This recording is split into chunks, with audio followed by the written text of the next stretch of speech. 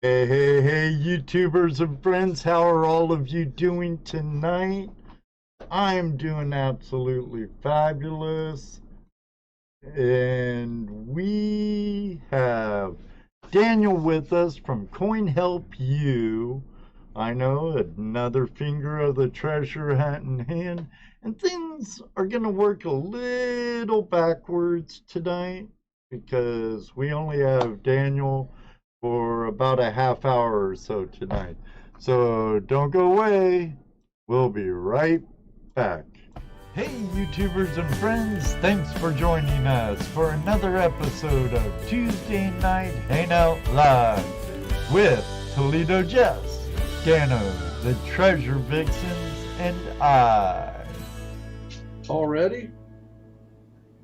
Oh yeah, super chat. Anything inappropriate? Oh man, Inappropriate. I did a nuke I'm in not. the super chat thing. I'm being Doggone good. Brown it. chicken I'm not fried worried crab. about you, Daniel. It's those three.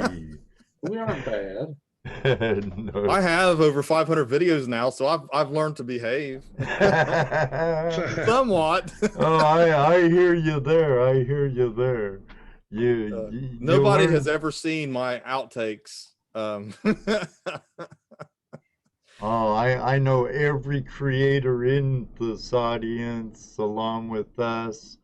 We have tons of bloopers and outtakes and stuff that no one will ever see. Yeah, I mean, Oh, I didn't do that. Thanks for the super chat in vain. Thank you, Joel. Thanks, Joel. What's up?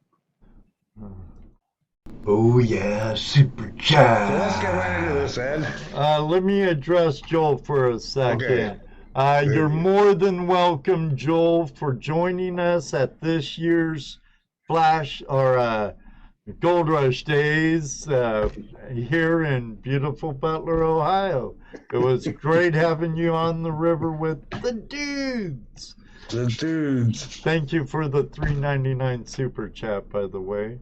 Our guest is Dan. I'm gonna pin him up so he could tell us all about his coin shop, his channel, and Maybe a little bit of history about him, and yeah. So you know. it's all yours, Daniel. Hello, so Daniel. my turn to talk. Yeah. Yes. Go ahead. You can talk. I'll be quiet. All right. Anyways, thanks for having me. I You're appreciate welcome. the opportunity to be able to talk with everybody and for you to share me here on the channel and give me a little soapbox for a little bit.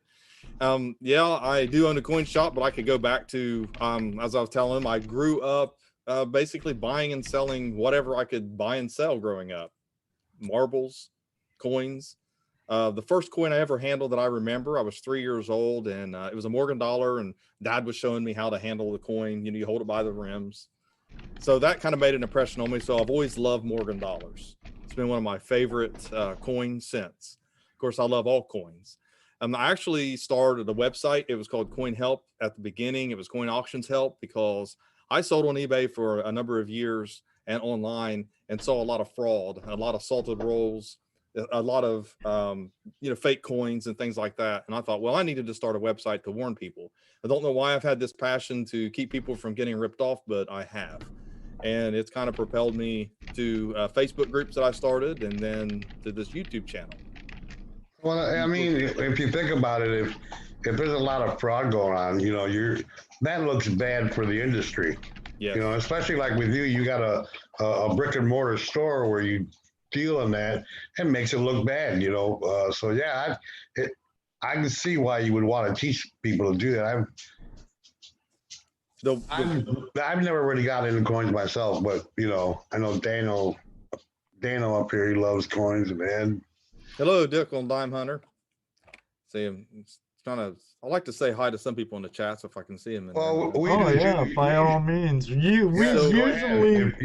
Usually we take like the first 15 minutes to a half hour before we even bring in our guests, just saying Doing hi that. to all the Flash fam and everything, and saying what happened over the weekend. And Right, but we wanted to get you because we got you for a short amount of time, so we want to make sure we got you in here. they first, so we could can- hear about all the chaos and all the happenings of this weekend. All the shenanigans. Yeah, the shenanigans. There were a few of those. I will say, I went to college. I was going to be a teacher. Mhm. And I went 4 years. And during that time, that was whenever, I kind of got a little wild, I guess you say, when the party, grunge was out, big time, Nirvana, and I wanted to have a good time. The next thing you know, I'm not really paying attention to college like I should, I guess. I'm not paying attention to Well, much. I heard this story before. You know, I did, but I ended up dropping out. So I did drop out, but I always had that, I wanted to teach. So that's another thing. I know that I'm never going to stop fraud. I'm never going to stop counterfeits.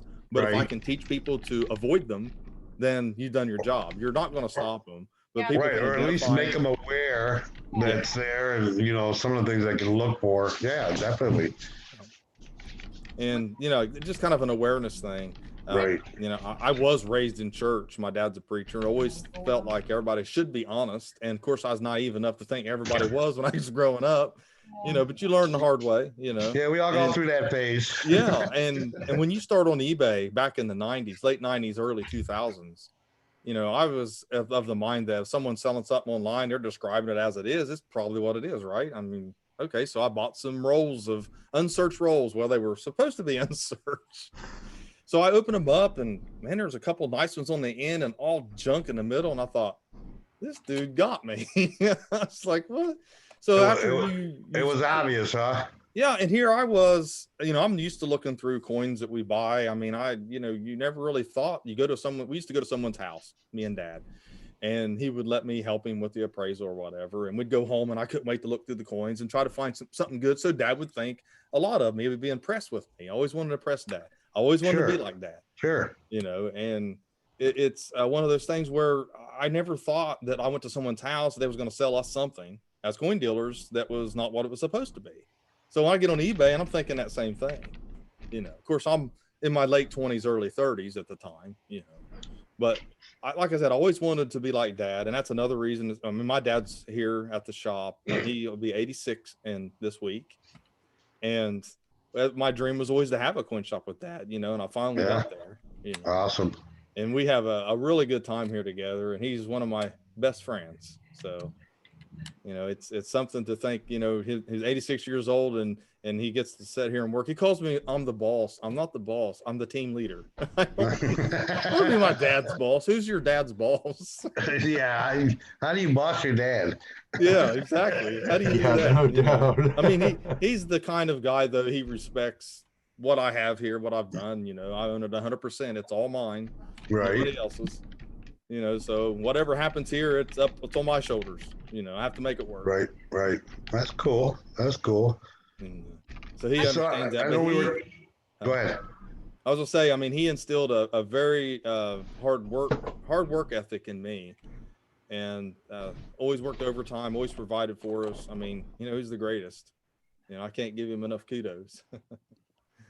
But I am who I am today because of him, so I can't leave him out of the equation.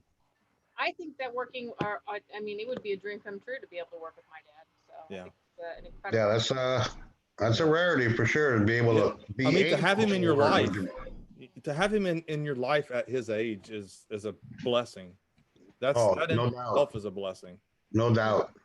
You still get around pretty good, and Yeah, I mean, he does. We still go fishing every Thursday night. We go down to the dairy bar and go fishing after we close the shop.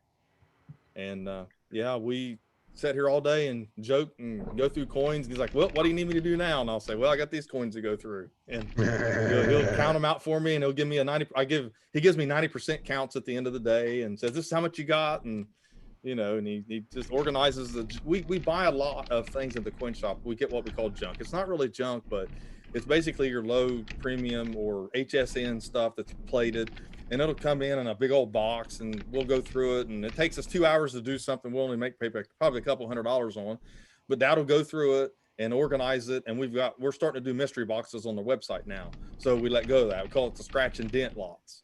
And we're honest what's in those lots. You'll get maybe a clean coin, but you're going to get some nice stuff, and guaranteed it's worth more than what I think $99. I'm making them worth at least $125, so that when you get it, you get on eBay, you can see that it's, so people don't feel like I'm ripping them. I am trying to unload stuff though. I mean, I have to admit it. I got to unload some of this, but they are good lots, and they're fun to look through with grandkids or kids. Now, I have a question from a member of the community in our chat. Our friend Bill, Ohio Relic Hunter. What's your opinion on dug coins compared to non-dug coins? You mean, I guess that's kind of a question that you have to answer. Is it copper? Is it silver? Is it corroded, pitted? Most coins coming out of the ground are going to have an issue, environmental damage or something. Right. Oh, absolutely. So I have found coins that didn't have that kind of damage. If you hit it with the shovel, you know, it's going to be damaged. But I think that they're just fine. I find that there's a lot of coins that people have found in the ground or in cans or around a house that end up in the coin shop or in someone's collection. So I think they're just as collectible as long as you can read the date and tell what kind it is. You know, if that's what you meant by that, if you want to clarify a little more. Is that what you meant, Bill? Well, in that line of the found coins, like from Ellie's acting, as opposed to a collection of coins, does the type and age of the coin make it more worth than it's conditioned? You know, the fact that it's a beat up old, condition. Right. Are you talking something like a 1901 S barber quarter or something like that? I mean, no, I'm thinking more like, some an older colonial coin or something like that. Like the Nova, right? Constellatio. I have one or a Fugio Sen or something like that. I'm not a coin collector, so I'm just trying to understand if I've got a really old coin that I found metal detecting that's like a old rare coin, but it's damaged because of environmental damage, and is that going to affect it over the value of the rarity and oldness of the coin? Yeah, it would actually, because you've got comparisons to coins that are not problem coins. Let's say if you do find a Fugio Sen or you do find a Constellatio, whatever, those coins are going to be damaged to a point from the environment or whatever. Right. You also have examples that are not, so they're going to be more desirable the less damage they have. Gotcha. Problem coins, problem-free coins, they'll still have a value to them, but any problem coin is going to have less of a value. Now, maybe you found it and it's just as valuable to you as any of them because you found it. I mean, that's okay too. But if you're selling it on the market, then it's going to go for less because of the problem it has. Okay. But honestly, like I said, condition. It is, but your coppers are really rough. The ground's really rough on copper. Copper is real reactive. We know that. Right. If it's a silver coin, it doesn't look that bad. It has a nice eye appeal to it. Sometimes it can still have the same value as a coin that's not problem. It may even get problem free if it's a silver coin that was in soil that had a lot of alkalinity. I mean, you guys probably know a little bit more about that than I do. I'm not an expert on that part of it, but I do know the soil mixtures can have different effects on coins. Yeah, and some have little effect on coins. Silver, that is, and gold coins especially. Usually you find a gold coin, you're in there. Well, yeah. One day maybe. One of these days. I know we've only got a limited amount of time. Have you ever gotten a super rare coin, maybe a bucket list find for you? Do you have a few? It's kind of hard to I have had coins that I would not, I guess you considered a bucket list coin would be like a 93S Morgan dollar, but I guess I'm not really sure if I have a bucket list coin. I like a pine tree shilling. I love those. So that would be kind of maybe a bucket list coin. 1793 large cent. But see, I'm exposed to those coins so much. I go to the coin shows that I could get one if I wanted to, but I'm not trying to collect. I really don't want to build this coin shop. Well, go ahead. Because, you know, I basically bought my partner out in January this year, and I've took it to another level with my channel and with all the promotion and things that I've done. It's really grown. And I just want to, in the future, I will eventually probably own those two coins. I would like to have them. I almost pulled the trigger at the Sharonville show. Almost got me a 1793 large cent. Just about. So do you consider coins to be an investment or more of a hedge on inflation? Actually, I don't consider coins an investment at all. Okay. I do know that I guess this is the thing. Well, because some people will collect for that reason, right? Yeah, they do. But I tell them that, you know, that's a bonus if it happens to go up in value, because there's no guarantee. So I can't say it's an investment because it's not really like the stock market. If you want to invest in something, invest in buy your futures and options, or buy paper ETFs, silver and gold. I mean, that's something you put in, you're paying exactly what the melt is. And if it goes up, then you have made some money. If it goes down, you haven't. If you buy silver or gold coins or bullion, you're paying a premium. Now, there's nothing wrong with that as long as you understand that there's no guarantee you're going to get a return. Right. That's what I'd have to tell people that. People are like, you're a coin dealer. Why would you want people not to buy? I'm not telling you not to buy. Right. I'm not going to tell you to buy it and it's going to go up in value. I'm not going to lie to people. I'm not going to try to hoodwink anybody. It is what it is. Right. So if you were looking at gold and silver as investment, right, you would buy what, bars? No, if I was looking at it as an investment, I'd probably get in the stock market side of it, the paper side of it. And I would hedge that against the stuff that I have a premium in or whatever. I mean, you know as well as I do. I mean, here, since we're talking about coins, let's just go with the silver pandas. People like the silver pandas. Oh, yeah. I hear they're very popular. Everybody. And they are nice coins, and they sell for a premium. But if this coin has the little panda on it, a lot of people like the cub on the coin, so it typically goes for a couple more dollars, but it's not going to increase in value unless silver goes up a lot. Now, if I bought this coin less than a year ago, I remember I did a video after the last Kona show that I sold some rounds for less than melt, barely less than melt, to a dealer. I think silver was at 18. And I thought, man, I just can't believe where it's going. Now I can get over spot for those, $5 over spot for a silver round, a generic. So it is what it is. I mean, hopefully this market that we're seeing right now, hello, Lincoln Central Coins, the market we're seeing now, hopefully it stays this way and it slowly keeps increasing, but we don't know what's going to happen. We're on new ground with this COVID. We really are. I mean, I'm not going to sit here and tell you I know what's going to happen. I don't. But anyway, I do have another silver around here. This is stuff I bought today. Whoops. That a beaver? And it's in Australia. Oh, it's a kangaroo. Yeah, they had the year of the monkey, or they did it for calendar years, like the year of the monkey and the mouse and all that. And then here's the rooster. It's a nice. Oh, that was cool. You know, and I like this kind of stuff, but I'm not going to sell to someone and say, man, you need to buy this now because, man, this is going to really be worth something in the future. You don't know that. Right. You know, there's just no way, you know. I would rather have, like I was showing you before, here's another Morgan. I'd rather have one of these myself. 30. I mean, that's a real nice. Now, it's graded 64, but boy, it's a good, I like the little peripheral toning it has on it. Mm-hmm. But, yeah.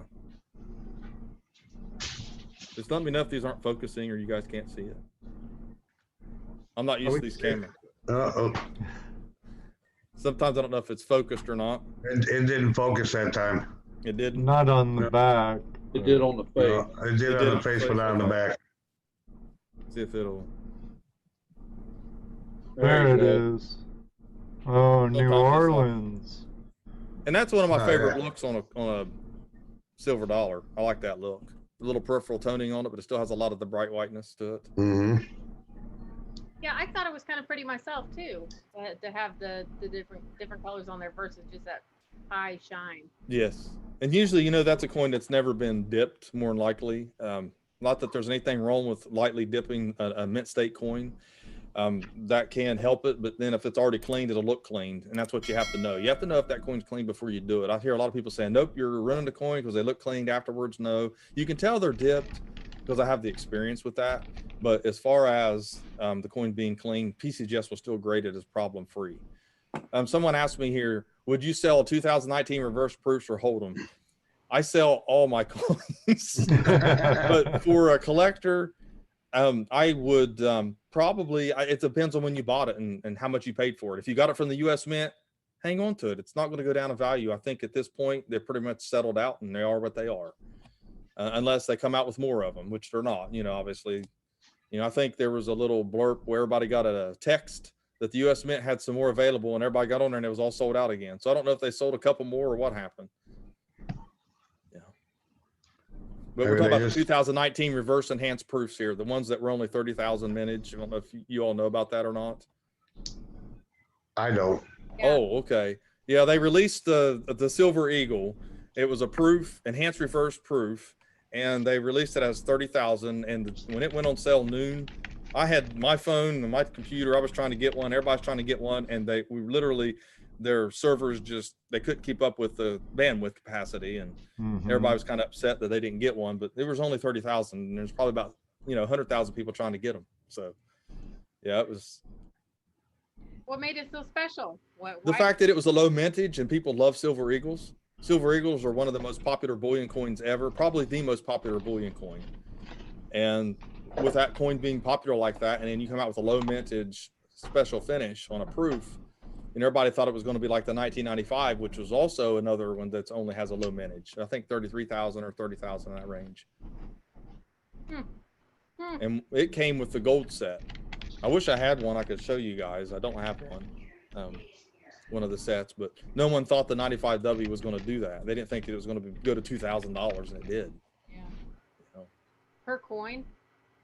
Yeah. Wow. It's Now just think, if you found several of those in a safe, someone couldn't get open, and they threw it over that bridge, and your magnet got a hold of it. That'd be some real treasure. I don't even know what to do with myself if that actually happened. I don't even. That's crazy. Yeah, I've always okay. I have a story then. Stories are always good. About coins. Sure. I had someone gave me a copy out of a book. Now I can't think the name of the book now. It's been years ago. And okay, what is a brown Ike? A brown Ike. Well, I don't have one on my desk here, but it's an Ike that comes in a brown box. It's like a GSA holder, and it's a proof. It's a 40% silver proof. They come in this a brown box. That's why they call them that. And they come in what the Morgan dollars look like in a GSA holder. So anyway, what I was going to say is it showed in my area, there was supposed to be this road that a guy that retired took his whole life savings and bought 30 gallons of silver dollars from the bank, buried them in this little hollow. And they don't call it that name. It was like Prickly Ash Road. They don't call it that anymore, and no one lives there anymore. All the houses that were there, because I found some land plots, are not there anymore.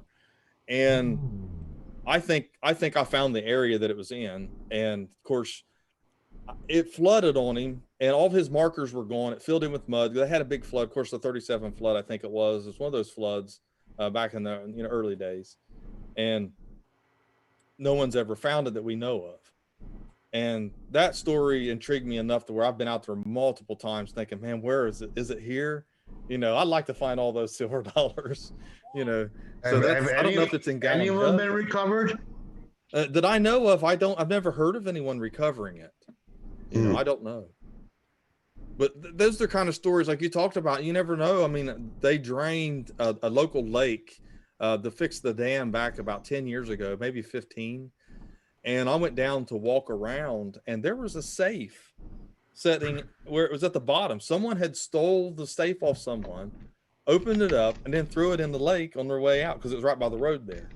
Then there was an old toolbox, and a guy was like walking with his dog, and he said, man, I tried to get that open. I don't know if there's something in that one compartment. Well, boy, I went out in that mud and ripping that thing open. Nothing but water. Water and rust all water. over my hands and mud. It's all part of treasure hunting. Right. Hey, it is, man. I got it in my blood too. I can't. It's that thing that'll make you pull over and see what's in that bag. Right. Yeah. Yeah. Well, what though? The only people who find the treasure are the people that will get in there and go look for it. So. Well, that's true. Yeah, or you can just be walking along the trail and find the Saddle Ridge hoard right beside your legs. I mean, can you imagine? I mean, that's like winning Powerball 10 times or something. I mean, Right. Man. What- I know this, if I find a tin can full of golden eagles in California when we're out there, I'm not telling nobody. We'll never No. know they were found.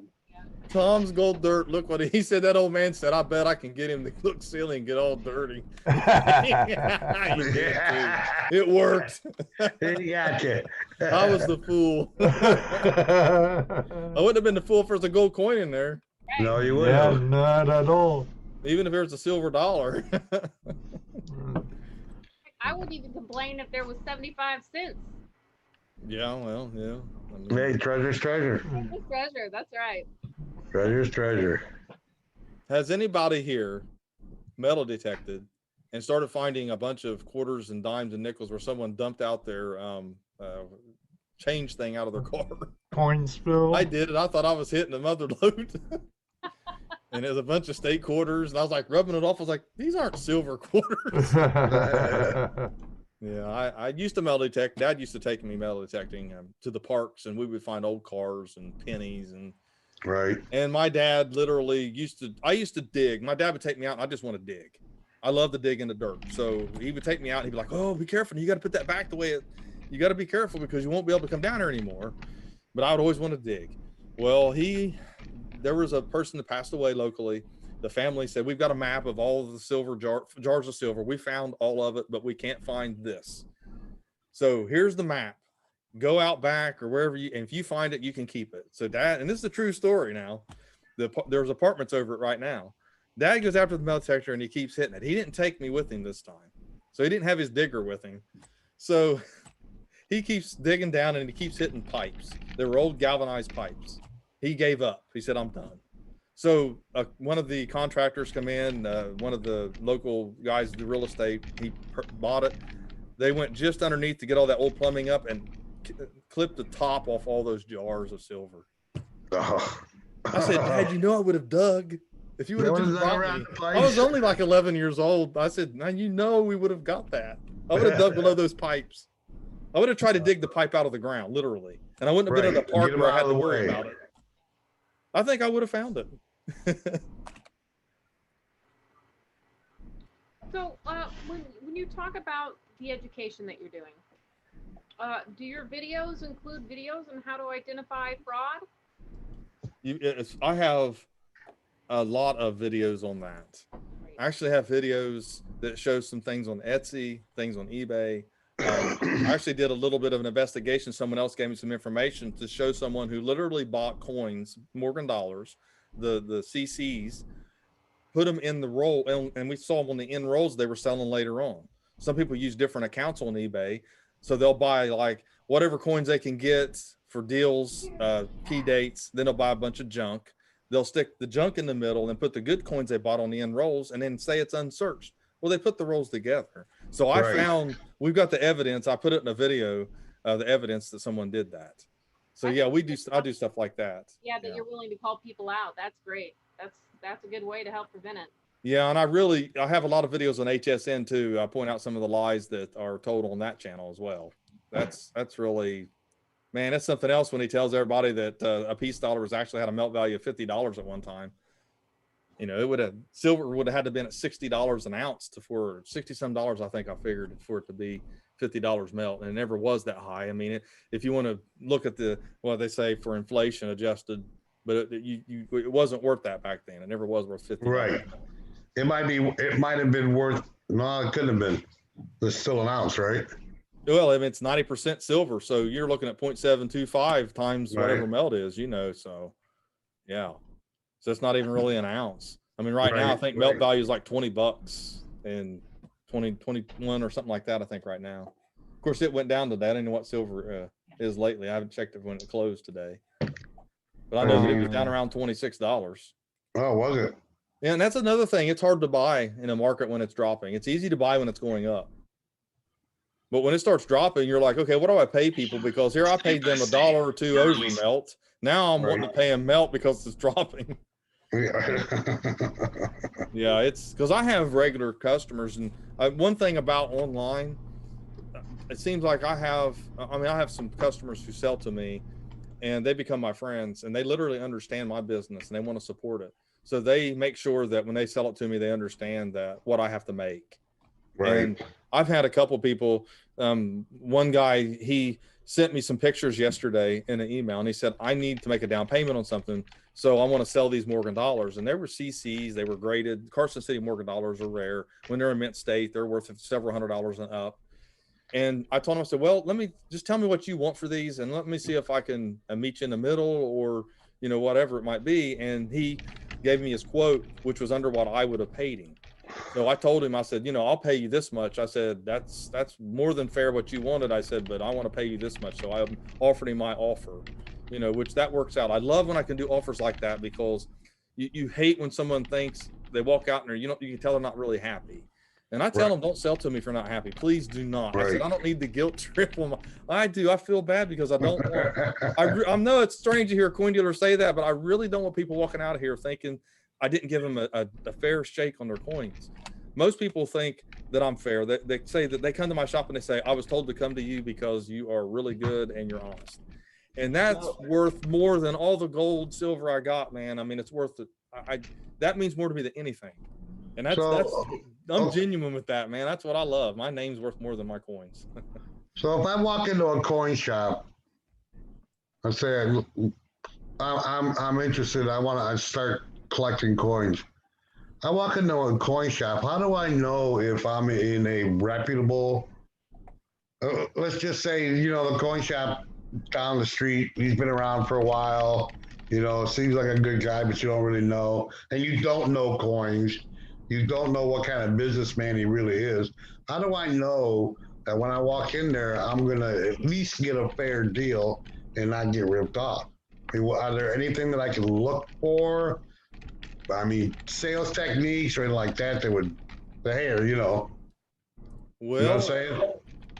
If you don't know about coins and you go into a coin shop, there's not going to be anything you're really going to pick up on because it's almost going to be a culture shock. Right. Some of the things I'm saying in this video, I'm not used to not talking to people that don't know about coins that much. I'm not saying you guys don't know about coins, but there's some things I'm probably saying that may be a little foreign, and that's understandable. Yeah. I'm always in that kind of company when people walk in the shop. One of the things that you can do and is look in the case and ask them if you can look at a couple things. And don't waste their time, though. I mean, they know when you're trying to fill them out. They're not stupid. I'm a coin dealer, man. I'm used to this. I used to people coming to thinking. I'm genuinely looking to maybe start collecting coins. Right. Well, that's what I know. Yeah. Right. Well, if you look in the case and bring out something, let's say it's a proof set or a Morgan dollar. I mean, just a common Morgan dollar. I got a 78 CC right here. It's kind of in the plastic. I'll take it out of it. I'll just show it to you. It's a coin that'll go for a little over $100 in this condition. Okay. It's well circulated. It's close to in the very fine range. Yeah, very fine range.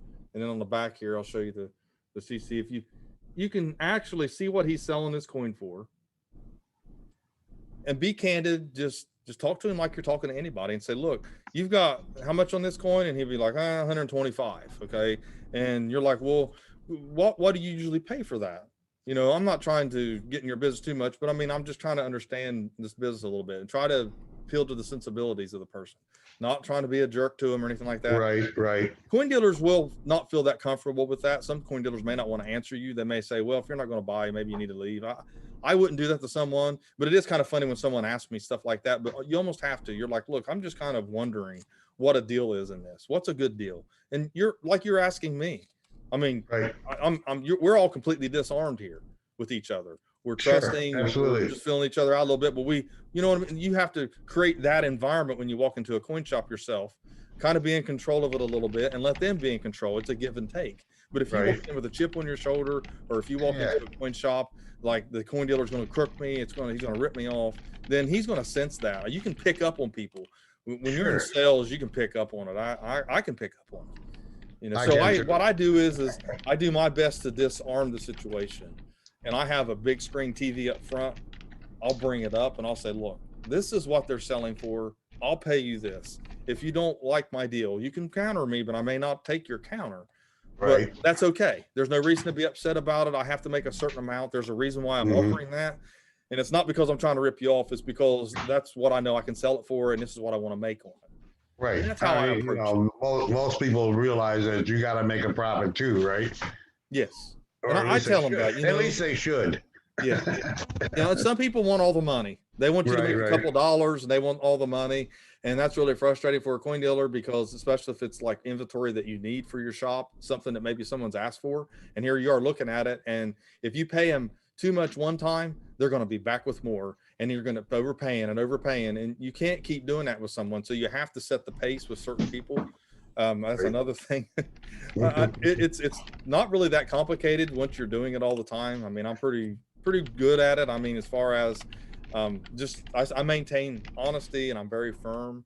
You know, I stick with what I say and make sure that one thing I say one day is the same thing I say the next day, and the day after that, and next year. Because some people got elephant memories when your coin dealer says something. Like, you said that.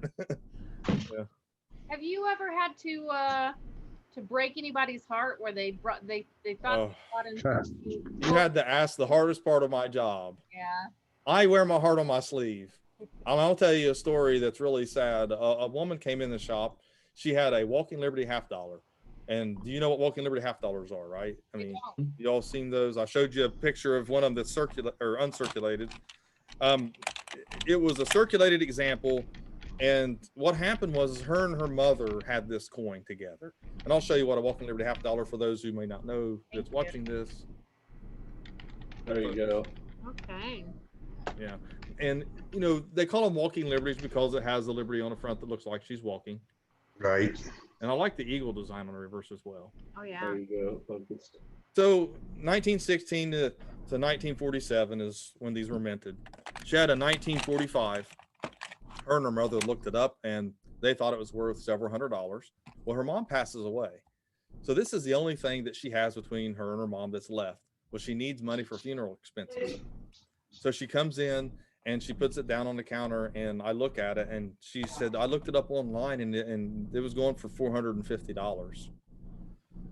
And I knew immediately that she had to be looking at something online, and I asked her what she did, and she told me, and I did the same search, and there it was. It was a graded proof of one of those, and the proofs are worth, you know, $400 or $500 for her for the year she had it. And if it's a mint state 66 or 65, I think it was. And I had to tell her, she started to cry. And I said, you know, the coin is worth, I don't want to offer anything for your coin because I don't want to hurt you. And I told her this, I said, I don't, because it's worth more to you to keep that.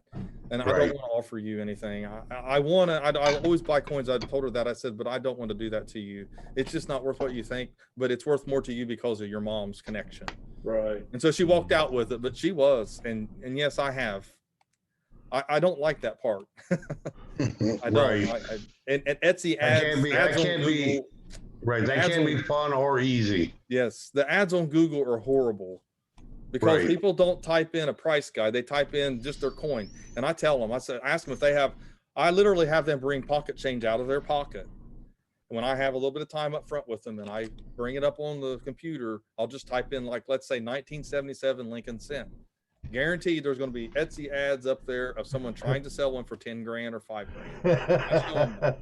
Yeah. And I tell them, I said, you know, this is what you really want to do. You know that coin's in your pocket and it's not worth that much, or it wouldn't be in your pocket. Right. Yeah. It's the same on eBay. When you look coins up, or anything actually, you'll see these prices and you go, what?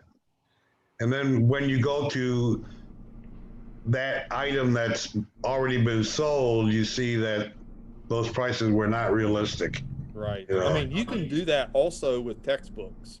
I tell people, I said, if you don't believe me on the coins and you think that I might be trying to pull the wool over your eyes, go and type in some textbooks on Amazon or eBay.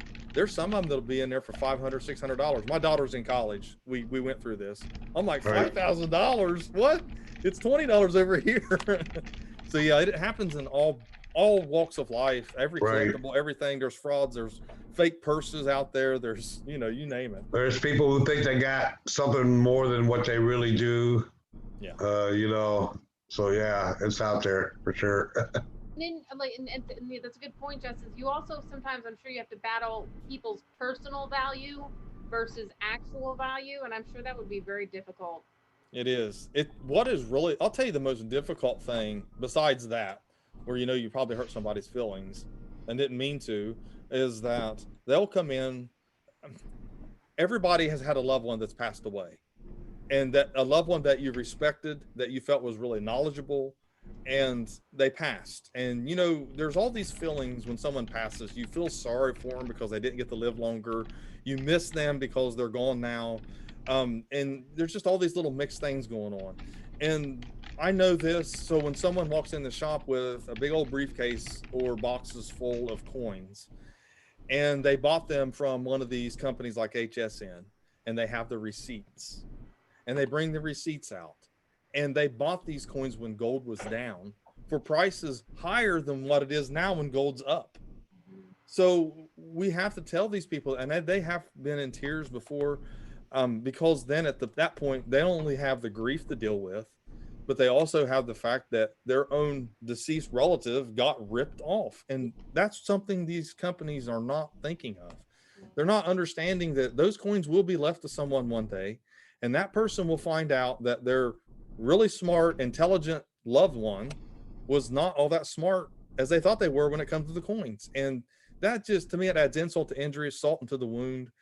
Something that I try to cover in my videos. I mean, my goodness, if you're watching this, please stop ripping people off. Charge a realistic value for the coin. Quit trying to tell them it's an investment. Someone's going to get that coin and we're going to find out the bad news. Right. I know people don't have to care. I get it. You don't have to care. Whatever. What do they call it? Sucker born every minute. Whatever. Right. I'm sorry. Yeah, that's I what know Marvin Bailey said. I think there's a sucker born every minute. I can tell you, I know there probably is, but it's not because they bought a coin for too much money. I'll take anybody to the challenge to go to a doctor's office or go to auto repair and tell me they can't get ripped off by one of them and get told something false just so they can get money out of them, or a prescription or a repair on their car. Oh yeah. You better be a mechanic and know what you're doing before you tell me you can, because you don't know nothing about it. You can't be stupid about something you don't know about. You're only stupid if you keep going back and doing it again and again when you know better. Got a few questions here for you. Okay. Let's see. Hordor. Old Delore. Mordor. Would you sell fake silver coins so we can use to see and learn from? Or is, I guess I don't know. I mean, would you sell fake ones for people to learn from them? I have never sold a fake coin. I have them in my box. I have a huge collection of fake coins. I actually share those coins in one of my videos. I actually show you how to identify fakes versus authentic coins. Yeah, cool. That's one of the things. Well, as we speak, this one was in an album that I purchased. I'll see if you guys. This is a 94S Morgan dollar. Now it looks pretty good, especially when you got a Dansko, what they call a Dansko album. You ever seen the albums? Dansko albums or Whitman albums that have the slides, you pull them in and out. That you insert the coins in. That kind of filters out some of the light when you're going through them. So sometimes things do slip through the cracks on you. This was a 94S. Now 94S in this condition, you're looking at extra fine to AU. It's worth, I mean, we're talking, it can get up around $1,000, several $100s for these coins. When I pulled it out, I mean, I could tell something was wrong with it, the way it looks. The collar itself's wrong. Then when you look at it underneath magnification, it has what is like little pimples all over it, where the dye, where it was either electroplated or however they manufactured it. So it's just one of those things that I'd go to Vam World, try to find the reverse Vam using the mint mark, and realize that that's not the right mint mark font either. That's another thing to do, you know, just little things like that. Like I said, I cover that in videos in detail, so that, you know, if you go to my channel and you type in fake Morgan dollar, you'll come up with a video that'll show that. I have 16D dime, Mercury dime, a video. I've done different videos on coins that are faked a lot, you know. So, I mean, we're like an industry of people making fake coins and selling them. This is, yeah. Wow. They've been doing it since coins came out. I mean, that's one of those things that's been going on for centuries. Everything's been faked forever. Yeah, I mean, they'll fake anything, and they'll fake even a penny if they can think they can get by with it. Fake silver dimes, common stuff that they can sell you a roll of them, or salt rolls with them. Right. I buy fakes all the time in this coin shop, not on purpose. Sometimes you'll buy rolls of stuff or a bag of silver coins. I'm talking about $1,000 face bag, and when you do, you go through it, you'll find something in there it's not silver or something that's fake. Wow. It just happens, you know, like that coin there. I usually catch them. What happens is when people send me books of Morgan dollars in the mail for me to purchase or give them appraisal, I'll find 2 or 3 fakes sometimes in them. Wow. And I just have to tell them, you know, and they think they've got a coin that I'm going to be paying them a lot of money for. And I'm like, look, it's, I don't want to buy it, is what I tell them. I said, I'll send the whole book back to you because I'd rather not buy it, but they trust me. You know, I can show them and prove it, you know. Right. There's been a couple times I bought a Danko album full and didn't realize one of them was a fake until I got it out and started going through them and separating them. I've done that before. So, you know, it happens to everybody. You know what they say, there's a sucker born every day. Asked, have you had a fake Morgan with the correct weight? Yes, I have one. I have some right now, 90% silver and everything. I'll tell you what happened. I bought 4 gold coins and I paid less than melt for the gold coins. The reason for that is that there's some gold coins that go forever melt. I get that. If they're graded, if they're raw gold coins, I have to watch. The reason, they'll test out.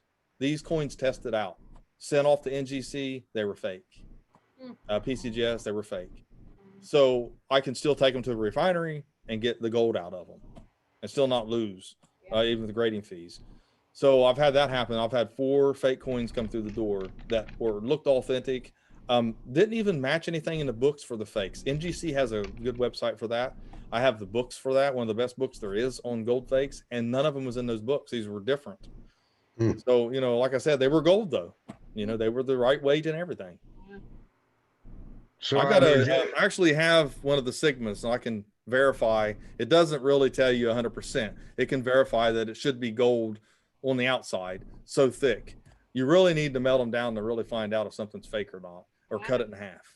You know, I mean, you can get one of those big guns. They got those 20,000 guns. Yeah, right. You got a potential of destroying a perfectly good coin then.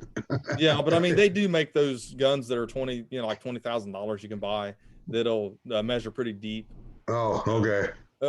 They typically have them, but even the guy at the refinery will tell you, say, look, you know, but 100%, you know, we're not authenticating the coin. We're just telling you it's gold. Right. You know, you got gold there. If it's a real gold coin, that's something else. Yeah. What is your all-time favorite coin, Daniel? How'd you pronounce this? Oh, she left. Oh, it's Hodor. Yeah, thank you.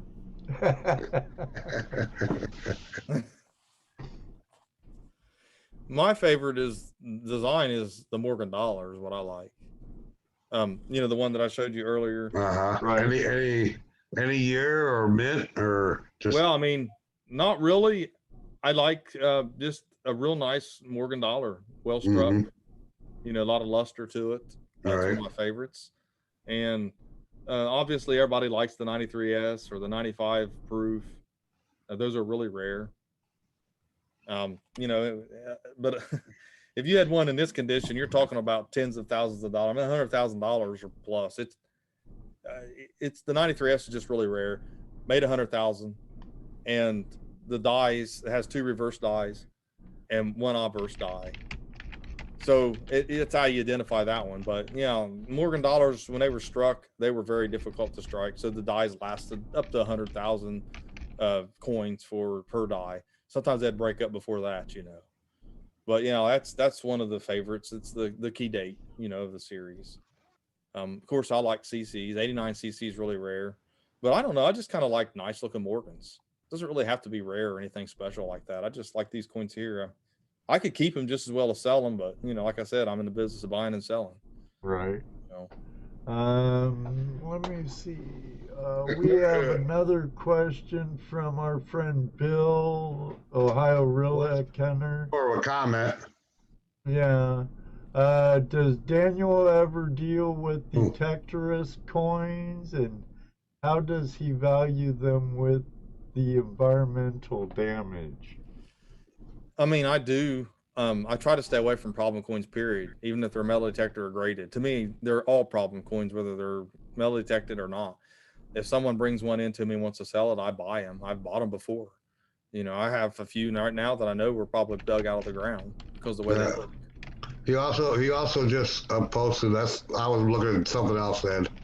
He says, I dug an 1880 P Morgan in 2015, beautiful condition, and I never cleaned it. So should he clean it or not clean it? I mean, you should clean it, because the dirt that's on that, I mean, that's why they have problems, because what's on them is still in that dirt, and it can still have an effect on the coin. So you want to remove the dirt. I mean, because you're not going to hurt a already problem coin. I mean, more than likely, it's probably got a little environmental damage. Get a little Dawn dishwashing soap, put underneath some warm water, and just thumb it clean. I mean, I will tell you to do that with a metal detector find. You gotta get that off there. At least get soils can have salts in it. You guys know the alkalinity. You all know that stuff more than I do. But yeah, it can still continue to hurt that coin. He said he did rinse it off. Okay, well, now if it's rinsed off, you're probably not gonna be able to do anything else to it. He said it came out gorgeous. Right. I did. Yeah. Oh no. Okay, well, see, that's cleaning it. If you're rubbing it off, I mean, there's a difference between cleaning your skin and getting the dirt off of you, and then taking a daggone Brillo pad to your skin and tearing the hide off of it. All right. You don't want to do that to a coin. Okay, but it's still don't clean. want to use an SOS pad or even like that is harsh cleaning. That's what I call type 2 cleaning. What about like Tarnex and stuff? No. Right. That actually takes some of the metal away, don't it? You're going to take some metal away. I mean, the whole thing is that when a coin circulates, metal's removed from that coin from handling by hands and then pocket and other coins. True. So no matter what you do, you're moving molecules of metal touching coins and rubbing on them anyways. Right. But you can't detect it with your eyes, so therefore it's not considered harmful until you keep doing it and it thumbs it. There's a thing called thumbing where people used to thumb the cheek of a Morgan to get rid of the lines. Try to. You can tell that's what's been done to the coin. At that point, you've damaged it, but just lightly rubbing it, getting some stuff off of it, it's not going to hurt it. Trust me, it's easy to hurt a coin if you want to, but if you're not trying to, it is hard to hurt a coin. And if it looks like you hurt it after you gently did something to it, that was already done to the coin before you touched it. I promise it was just toned or covered up, and you uncovered where it had been cleaned. I see that a lot. People tell me, man, look what I did. I ruined my coin. No, I bet you it was already ruined before you touched it. You just didn't know it because it had something on it or toned or something. Coins toned certain ways because they've been cleaned a certain way. Not all coins toned or cleaned. I'm just saying some coins have that dark toning on them. It typically means they've been cleaned before. You just can't see the lines until you clean it off, dip it or whatever. Well, guys, I got time for a couple more questions, and then I'm going to have to head to the house. I was just going to say we're going on an hour, and I think we had you overtime already. But... I'm enjoying it. I appreciate it, guys. I really do. Well, I'm really glad you came on, Daniel. It's been fun and really informative. Yeah. Thank you. I'm honored for you guys to do that. I'm flattered. I appreciate it. It don't have to be the last time. No, it doesn't. Okay. Nope, it doesn't. Yeah, like I said, I appreciate it. And like I said, if you've got a couple more questions, I'll answer them real fast. If we got anybody in there. I don't see any more. Let me look at the chat over here. Keith from Metal Detecting in Alaska says, I noticed that when I carried a silver coin in my pocket, it got cleaner. Yeah, because you're wearing it off. Pocket pieces, what we call them. Door knockers. People used to use them for door knockers, peace dollars and things like that. Huh. Thanks, Tom's Gold Dirt. Daniel, thank you. You're welcome. I appreciate everybody in the chat, everybody that came to visit. Definitely here. Tom. Hopefully it helps you guys out a little bit, get you some subs, and it's really good. You guys are down to earth. I enjoy that. Oh, we don't get subs. Our subs go to your channel and sub you. And if you're not subbed to Daniel already at HelpU, I am one of his subscribers. I do watch his videos. I don't comment as much as I should on any video, but I do find them very informative, and that's why you seemed really down to earth, Daniel, and approachable. And I've checked out your website, your channel, other videos, and I'm like, I think the Detectorist and a lot of people will enjoy him on our show. So I really appreciate it that you're here with us tonight. Yeah, yes. And I do have an actual metal detector. I have a Garrett 350. It sits in my bedroom. I get it out every once in a while in my yard, mess around. I don't get out like I should. Actually my coin shop itself, if I don't work 12 hours a day, I work 16. That's the truth. 24/7 and clean up. And yeah, it's when you got your own business like this, and your success rides on how well you sell coins and buy coins. That's definitely. But guys, I'm going to head out of here, clean up, and head to the house. And it was nice meeting all of you.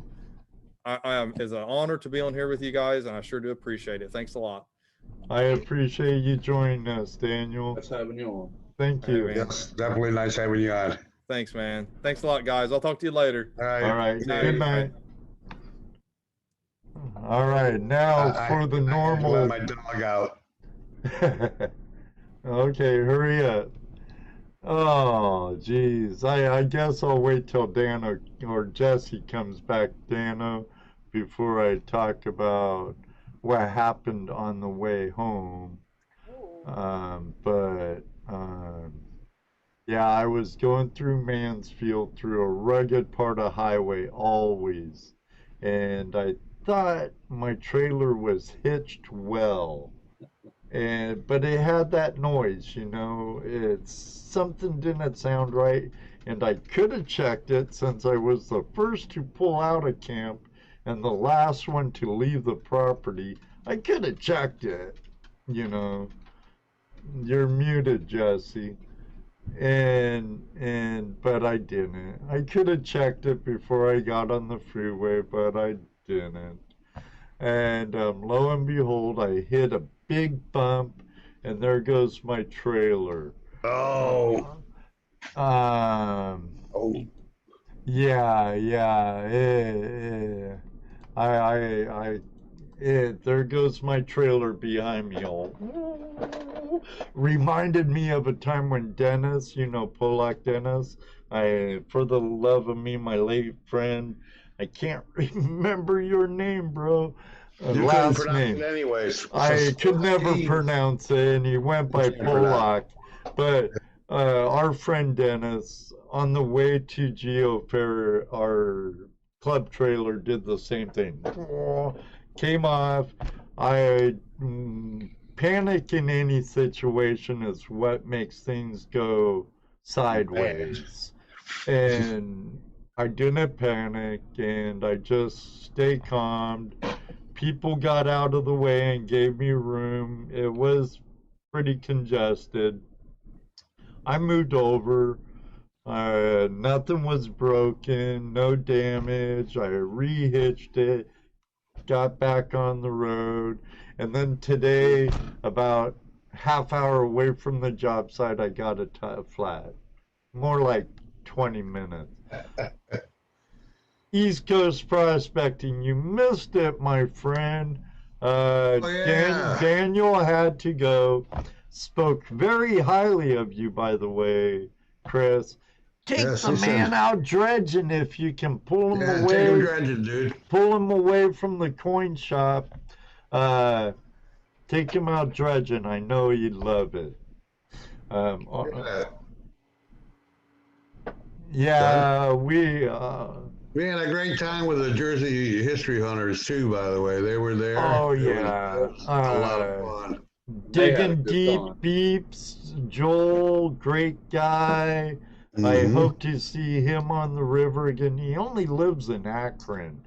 So I hope to see him out and about again. Maybe he'll let us tag along sometime and go beeping with him. That would be cool too. Also, Audra and Rach, they were totally radical dudes. You would have loved them, Rose. He's radical. Totally radical dudes. Radical. Totally. They were awesome. You're awesome, Audra, Rach. So do we let them tell everybody what they won, or should we tell everybody what they won? Tell us. Oh no. They want to tell everybody on their videos, so they have to go see. Well, Joel already spilled the beans on Oh, did he? Okay. On his video he produced a few hours ago, or released a few hours ago. She says we can. She won One of them Equinox 600. Audra did. Equinox 600 metal detector, which is a nice detector. All right, congratulations. Yeah, and me and Ed talked about one of them will probably win it because that's just the way it is there. Yeah, and lo and behold, and I even won a competition over the weekend. Yeah, you did, didn't you? Yeah, I won the dowsing competition. Right. I am the 2020 Ohio Gold Rush dowsing competition champion. I incorporated my rods and my pendulum, and it got me the closest. Wasn't on the money, but got me. Then during the Sunday night raffles, I won a necklace. Gigantic nugget. I didn't win nothing this weekend. Oh, sorry, Jess. Oh no, actually I did. I got to hang out. I got to hang out with a bunch of cool people. Hung out with Jason Keefe prospecting all weekend. That was just so much fun. I got the best gold of them all, like you, Jesse. I got to hang around Flash Bam. Yep. Other creators, great people, making new friends, or actually not making new friends, solidifying a friendship forged in the fiery furnace of YouTube. Okay, Ed. Less drama there. Hey, Ron Shaws, how you doing? But I'll tell you what, they were, for the fact that we didn't really have any vendors there, no, major vendors there, there was quite a few people there. It was a very good turnout. It actually really impressed me but like you said, all this COVID crap, right. People being self-quarantined or self-imprisonized or however. Amazing. We didn't hardly see nobody's mask on, just like one or two, and that was it. Just a handful. We named our compound Camp COVID. People stayed away. Yes, they were amazing. A lot of them we see every year. Oh yeah. Hey, Swiftwater Tony, how you Scotty, doing? let's say, hey, look, there's Gold Monkey and Shaw's prospecting, private prospecting, and of course the Jews. The old monkey snuck in tonight. Yeah, he Yeah, did. yeah. And of course, Damn. let's not forget the world's greatest moderator, Mr. Lodek. You doing there, buddy? Oh, he says, How are you Scott tonight? didn't see the nugget. Here you go, Scott. East Coast. Tony kept him quarantined. Yeah. Yeah. Nice nugget. we- What, 3.3? Is that what it was? 3.34 grams. That was Yeah. nice, Dano. Nice. I was hoping to win that 6-gram baby. I wanted the backpack dredge is what I was shooting for. Yeah, that's what I I was would going have for. took that too, and then we would have had 2 dredges to work, brothers. You're about it. We still would have had 2 to work. And then Jason, he hung out with us all weekend. Which was awesome. Yeah, and Cooked for us Sunday. Mickey.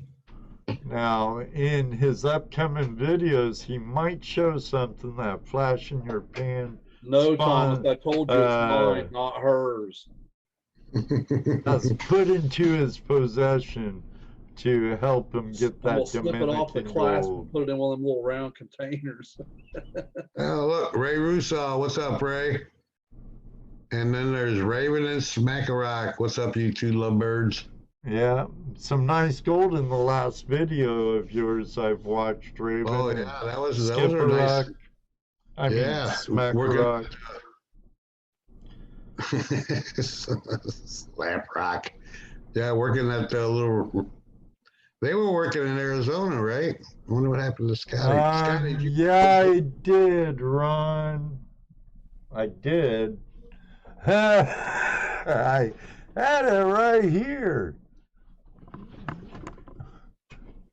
Don't worry about it. I'll get it to you. It ain't gonna be there tomorrow, but probably won't get it mailed out till after I get back from California, to be perfectly honest.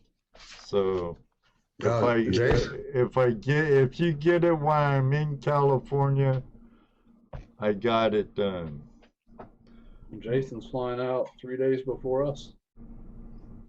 Yeah, I see that. He's flying out to 15, going home.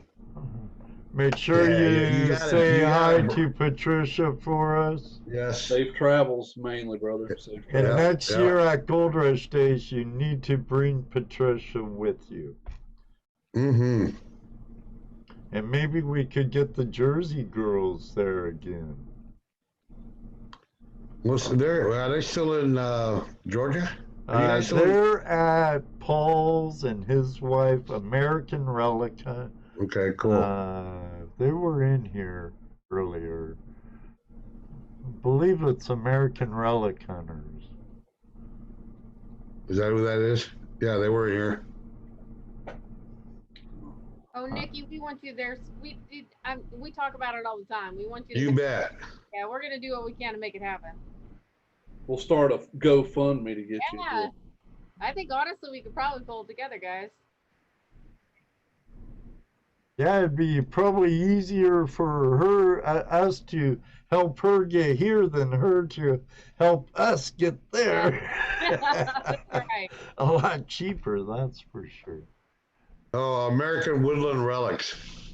American Woodland Relics, yes. Right. Yes. Hey, Dallas.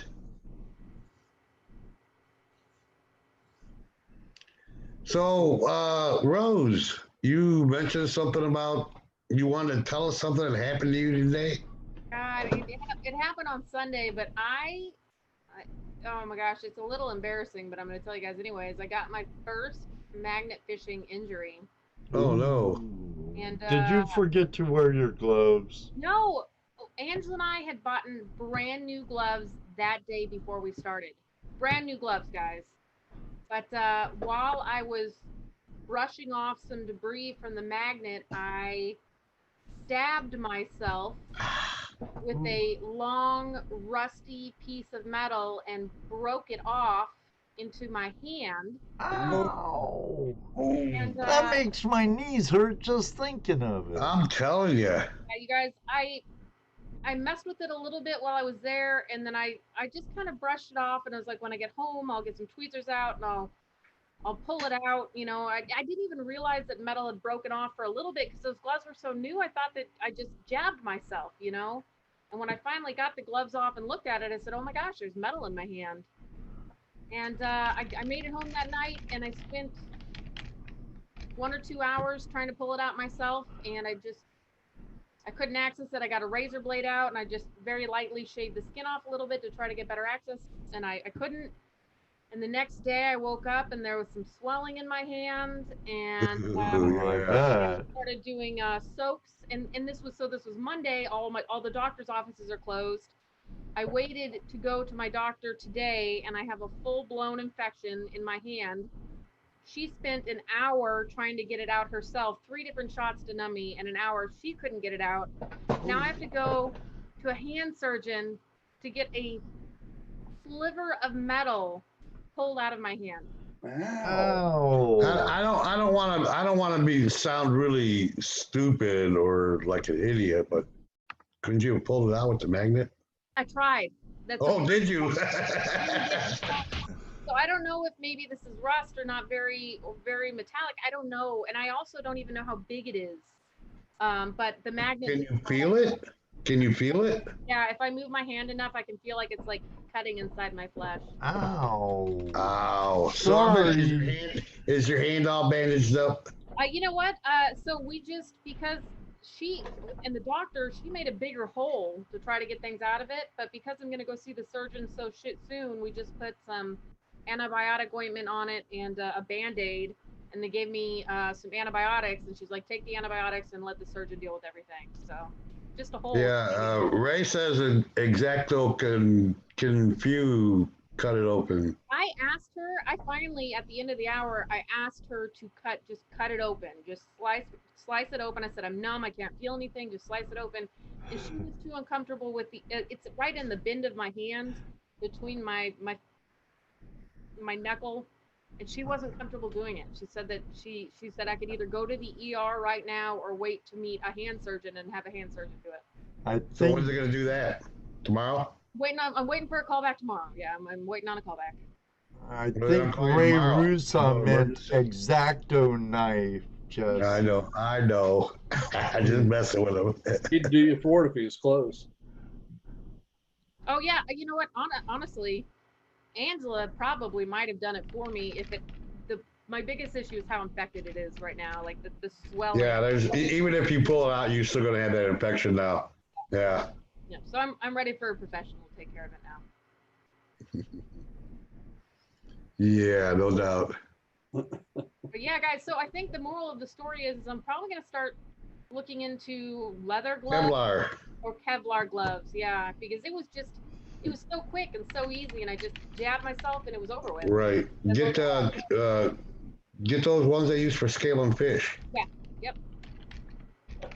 There you go. And then close the barn door when you leave.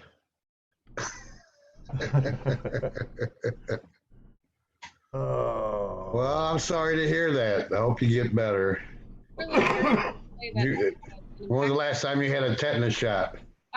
So it's 5 to 7 years, but she ended up giving me another one today. So now my arm hurts. A little booster. Rather be safe than sorry. Right.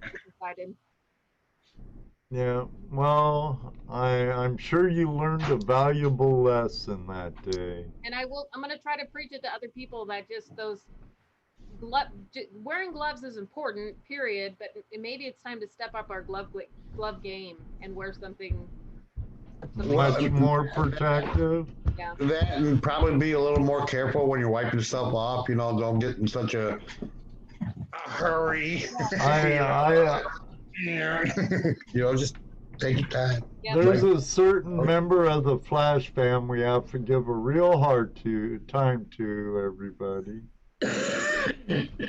Because he was about an hour late. Oh, yes. Mr. Radio, Mr. Lag Behind, Dead Weight. That didn't wait. Oh my. Oh my. Kind of harsh, but yeah. Yeah, He went into I'll lurking accept now. that. I ain't seen him talking a bit now, so he's lurking. If he's still here. So it was really cool this weekend too. You know, we were out there and Ruby got out there and she dug and Yeah. ran my stream sleuths for about an hour or so, a couple hours. We dug a hole and she found some gold. She said she thought it was cool. Of course, I sent her up to the get the raffle tickets, right? And I wanted to break $100. I told her, here's $20 for you and $20 for me, and break the 100. She comes back with $40 worth of dredge tickets and only $20 worth of regular tickets. Oh, I did win some silver And coins. I didn't win nothing. I did That's win all some right. silver too. It all goes to a good cause, you know. That's right. Well, Yeah, yeah, donate- donating donate- it back to our club, you know. Because we The gave, I Buckeye gave the West chapter. Virginia, I gave the Indiana, I gave the Buckeye chapter. Oh, yeah. All right. Mark Miller, thank you. Thanks for the super Nice. chat. Thank you for the $5 super chat, Mark Miller. Oh, yeah, we know, T-Bone. We left just in time for the storm to hit there. They got in pretty bad. I drove through it. I never hit none Yeah, of it. I drove through a heavy part of it. Jesse drove through it. Yep. Rachel and Audra, if they remember what the creek looked like when they were there, it's up to the banks today. Where it was today. Oh, I believe it. With that water. Oh, I saw pictures of the rain that was happening there. Dick Goldsmith posted some Chris. pictures on Facebook. Chris, how does Picker Hollow look? Well, maybe we could do a Picker Hollow run Sunday.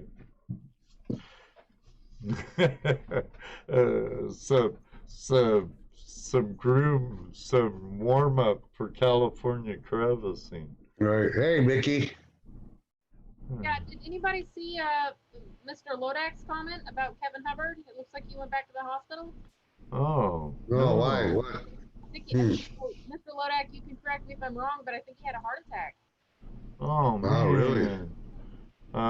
Jason Keith, Oh yeah, super chat. thanks for the super chat, my friend. And Jason Keith, wow. He's a really nice guy, too. Everybody keep Kevin Hubbard. He's a really nice man. Please keep him in your thoughts and prayers. Send him some Oh, on the positive stream, huh? vibes.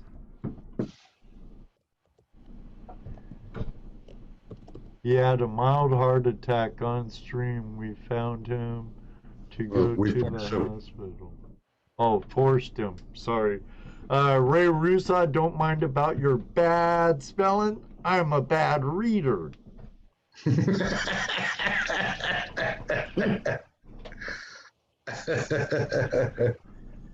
But all in all, it was a pretty good weekend. We had beautiful weather all weekend. That was awesome. Yeah, and Yeah. I'm so stoked for the 17th and then the Yep. 18th. Yep. Yep. Going to be fun. Out of here. Yep. Yeah. And my,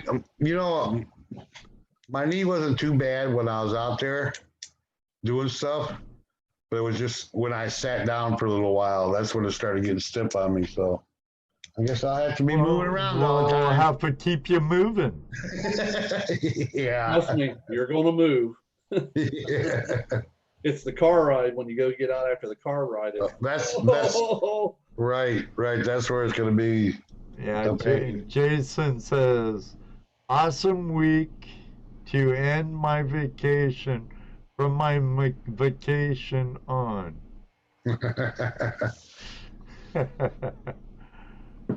Safe travels, everybody.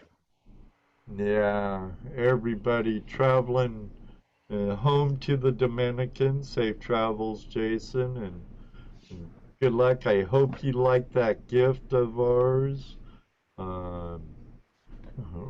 Audrey and Rachel. I'm sure he'll put that thing to use. Oh, I would if I was him. Yeah. Jersey History Hunters are in the Georgia right now doing the JH Southeast tour. He told me to dump his snuffer bottle in a water bottle before we left there, and I did. I come home and panned it out. There's a lot more gold in there than what looked like there was. Really? Dominican gold. He came a lot of Because gold away too, let me tell you. Judy was asking about her cut from down the river.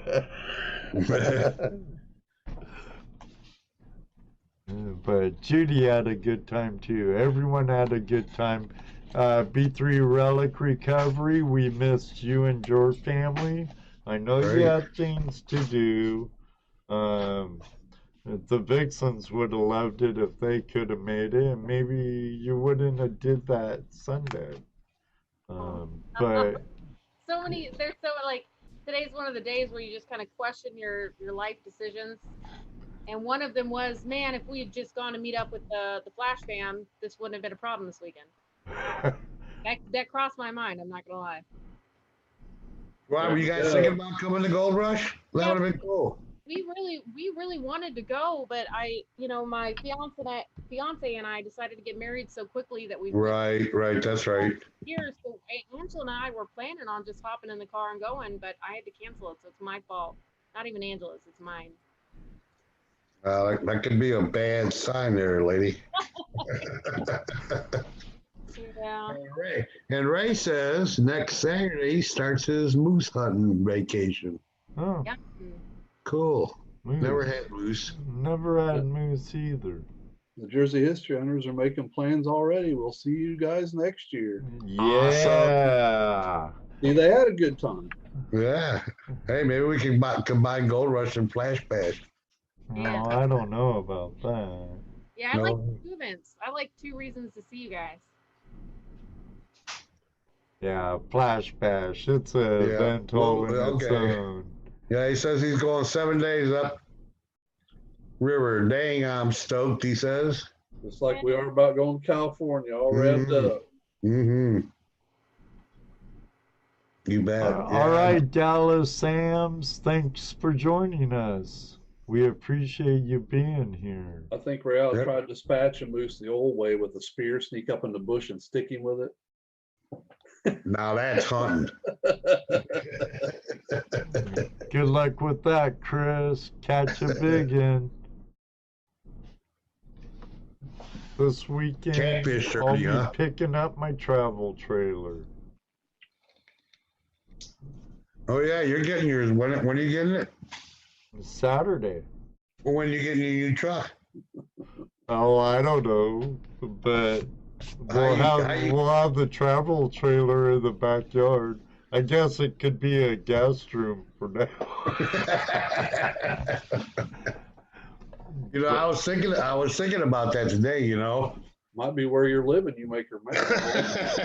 Hey, I'll have a fireplace and all.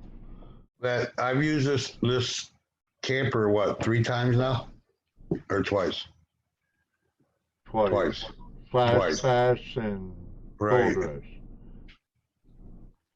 Rush. And getting ready to put it away for the winter. That kind of sucks. Yeah. You can't put it away yet, Jesse. You got to do a little winter prospecting. You know better than that. Don't be a sissy.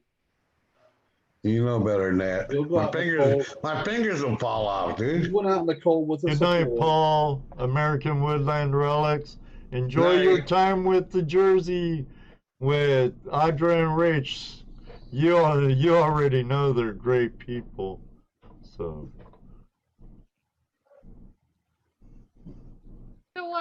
you're not even gonna wait to see if the season, kind of gets extended, Jess?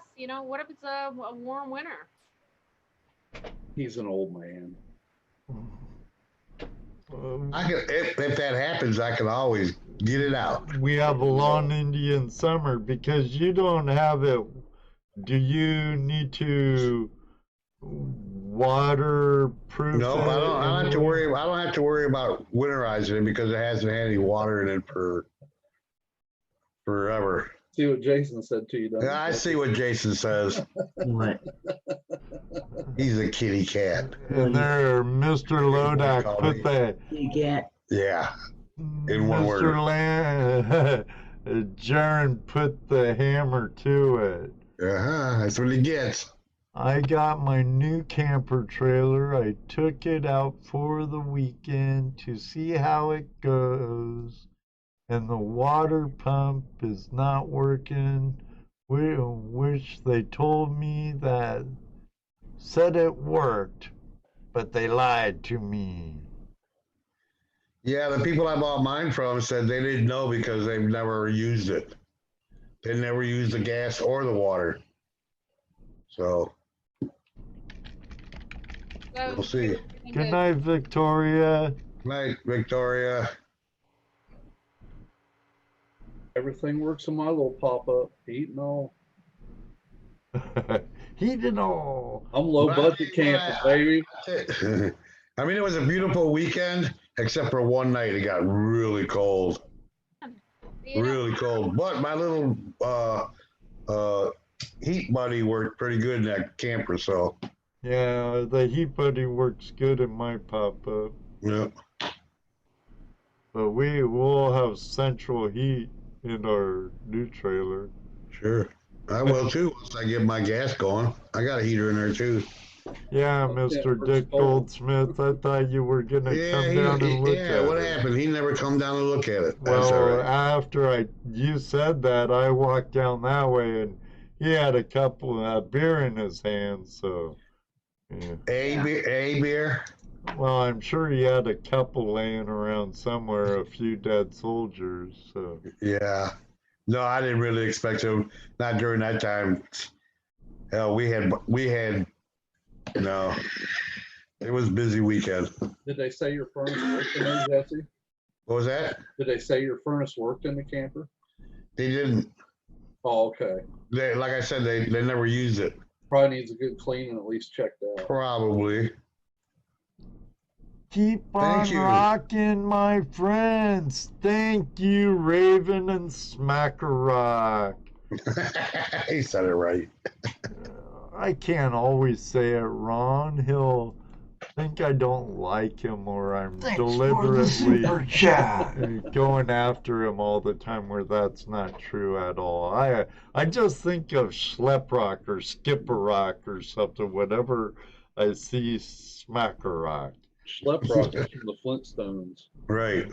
Yes. The cloud followed him everywhere. Yeah. I forget what his brother was called, Dano. What was Schleprock's brother called? The one that had all the luck. I don't remember. I'm Schleprock. I live that life. One was bad luck, Schleprock, and the other one was all like good luck. Good night, Nickel and Dimes Coin Hunter. Thanks for joining us again. Paul Peck Drywall Tube. Thank you very much for joining us, Paul. Who is that? He's part of the Nimminati. Ah, He's a Nimminati-er.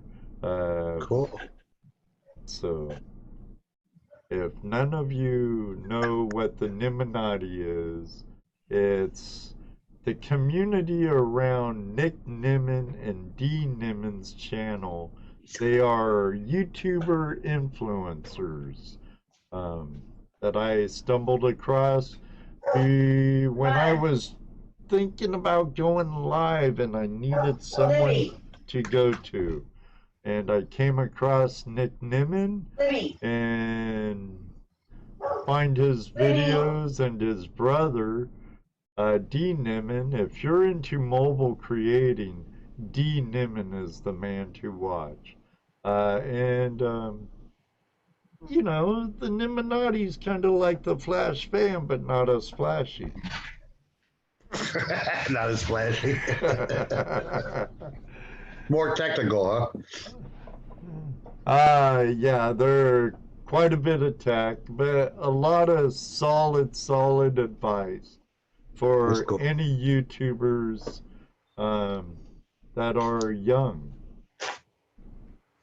So if you're getting into doing YouTubes and YouTube videos and stuff, they're a good place to check out for information, huh? Yes, very good. Cool. Who's that? Oh, anytime I go over to Ed's house on Saturday morning, right? I go over there and I gotta wait till he gets done watching their show. Well, I do pull myself away from their show after a bit, but yeah, I don't watch it as religiously as I used to.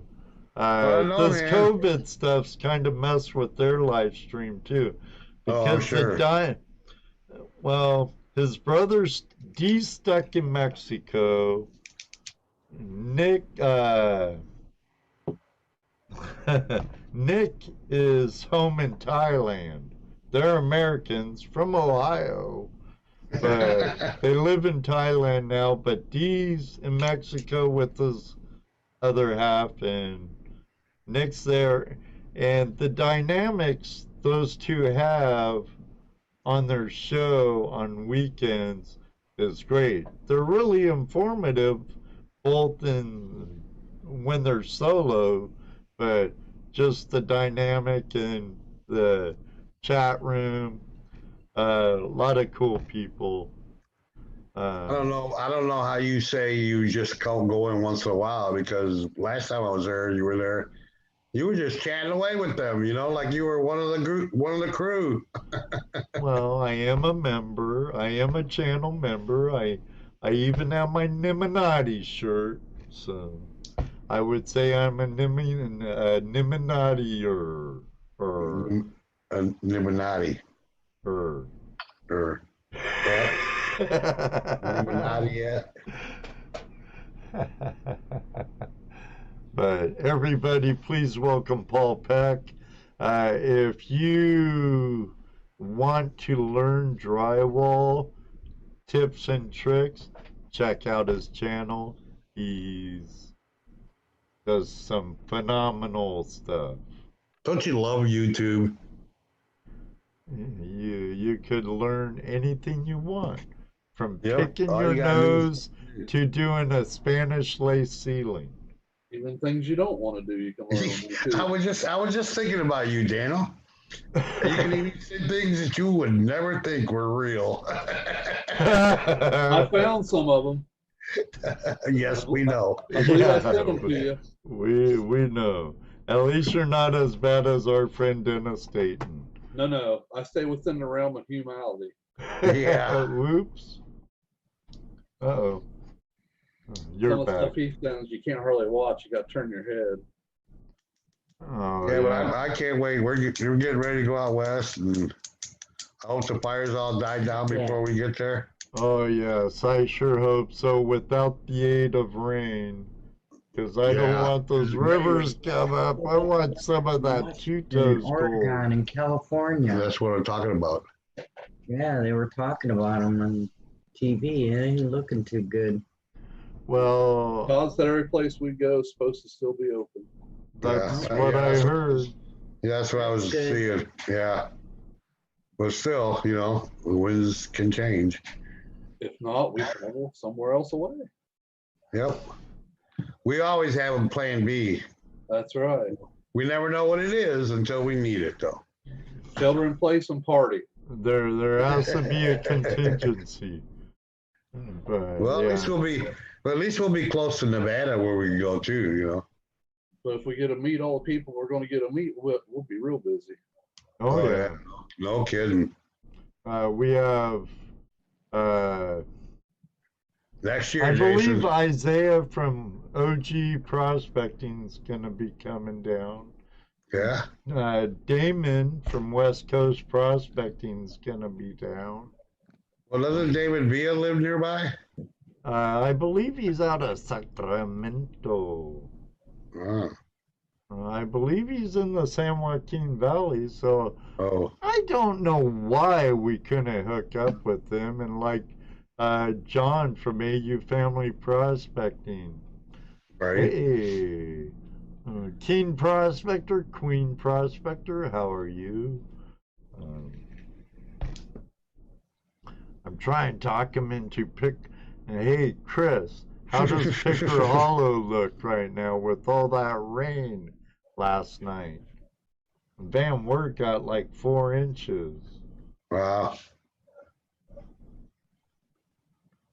That's a lot. And I'll tell you what, as we were coming up 30, we were watching the rain. There was a couple of times we thought we were just gonna go right through the middle of it, and then as we got there, it moved off. You know, but one time it didn't. We were right through the middle of it. Wow. Oh yeah, there was 2 times where I could barely see the road, so I was conveniently behind a semi. So I kept the semi lights well in front of me. I could see it because the car in front of that was white, and I could barely see it during the downpours. Right. I had to go pretty slow too. There was somebody up there.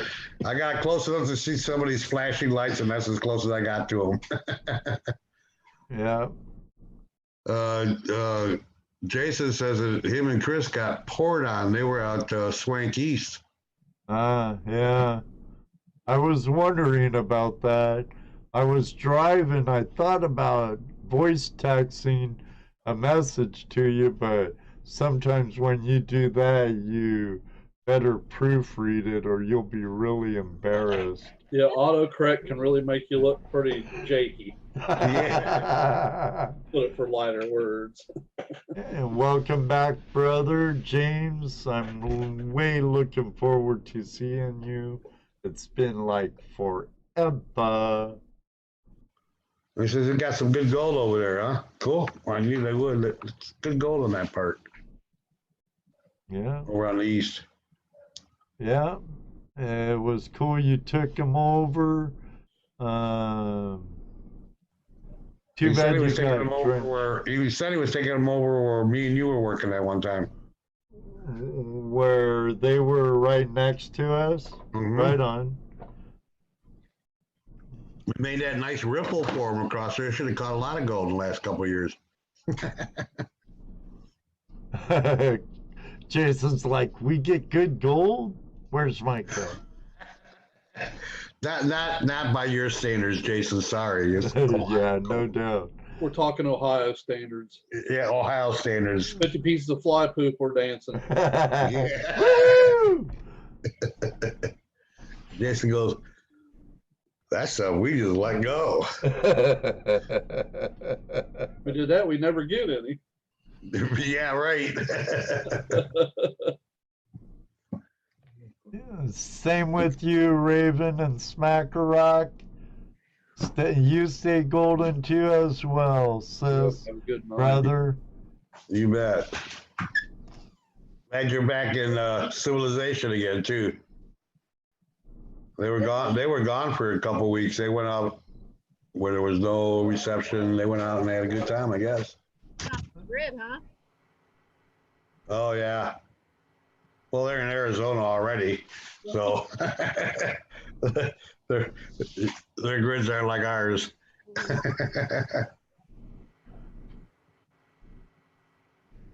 Spec count, laugh out loud, spec count was around 5 to 7 colors in each shovel.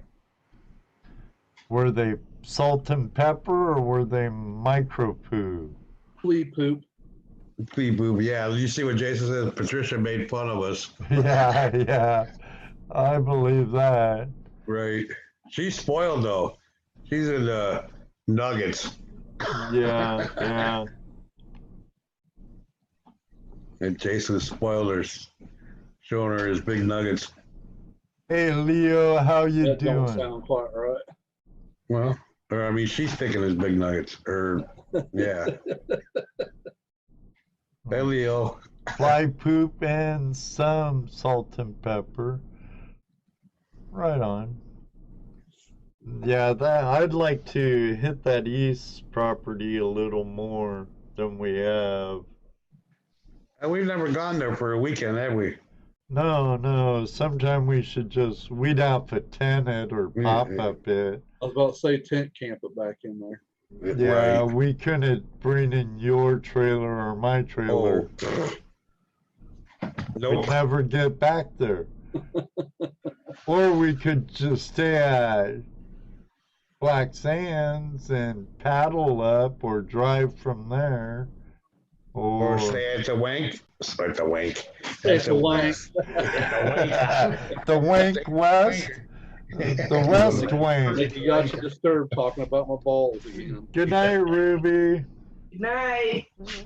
What'd you call her the other day? I didn't call her that. Dano. Mr. Wilson? No. Huh? She's like Wilson from Tool Time, behind the fence looking over. Oh yeah. I do, neighbor. In the background. Well, me too with the dredge. Yeah, we'll have to set up a little trip. I bet you our pop-ups would work there. We might have a little trouble getting them in a couple of spots. How is the road past the airport? Was it rutted? Thumbs up. Well, they drove their cars back. Jason drove his car back there. We will, Ronald. Where you been hiding? We were talking about you like 30 minutes ago. He's lurking. Lurking. Lurker. Lurking. Is he lurking like Two Toes and Jeff and Jerry and all them? They're all lurk. Gary, are you out there lurking? He's fishing Or though, so Todd. he might be still out on a Todd boat. watches on his TV and he can't talk in the chat because he's watching on TV. You know, Right, he's right. he's commented that a couple times, but I'm going, but wait, dude, you just commented. You can type watching on your TV. It's just a pain. On Right. mine it is. But if he has his laptop sitting right next to him, he could Right. project Chris- it to his smart TV and chat. Chris said it. Yeah, Chris said it wasn't rutted, but it puddled up fast, and I slid all off the place getting out. Man, I can't Okay. Okay. won't stop. Yeah, I saw you come in and say hi, Ronald, but you were way late. Bring my dog. So, hey, Chris, how's Picker Hollow looking?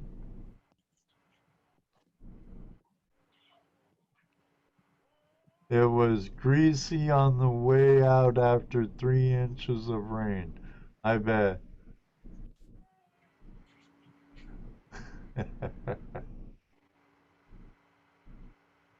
Yeah, I must have missed the message. And I don't want to scroll back. I feel you, Ken. Hey, Kent Flackler, how you doing? How's it going, Hey, Ken? cat. Hope your back feels better. Oh, he said it's not rutted, but puddled fast, slid off. No, I saw that one. The No. main creek is flowing. The side creek is just puddled. Oh, okay. Oh, you're talking about Picker Holler. Yeah. Okay. I found all my pickers in the tributary though, but I've seen stuff they pulled out of the main one though. Pardon me. Well, sorry to hear that, Kent. Take care, buddy. Well, I can't imagine that would be fun having lower back problems. No, that sucks. Squirrel. Upper Good. 90s. That's what Ed was all weekend. Squirrel. Oh, geez. We always have a good time at Gold Rush Days. Can't you know that? I think he was more like the squirrel. When we hollered nut, he perked up more. Yeah. And you Uh, should have saw and- me and- when they were Chris was feeding me Reese's. Yeah, Ed's a squirrel everybody talks about when they go, squirrel. That's Ed running somewhere.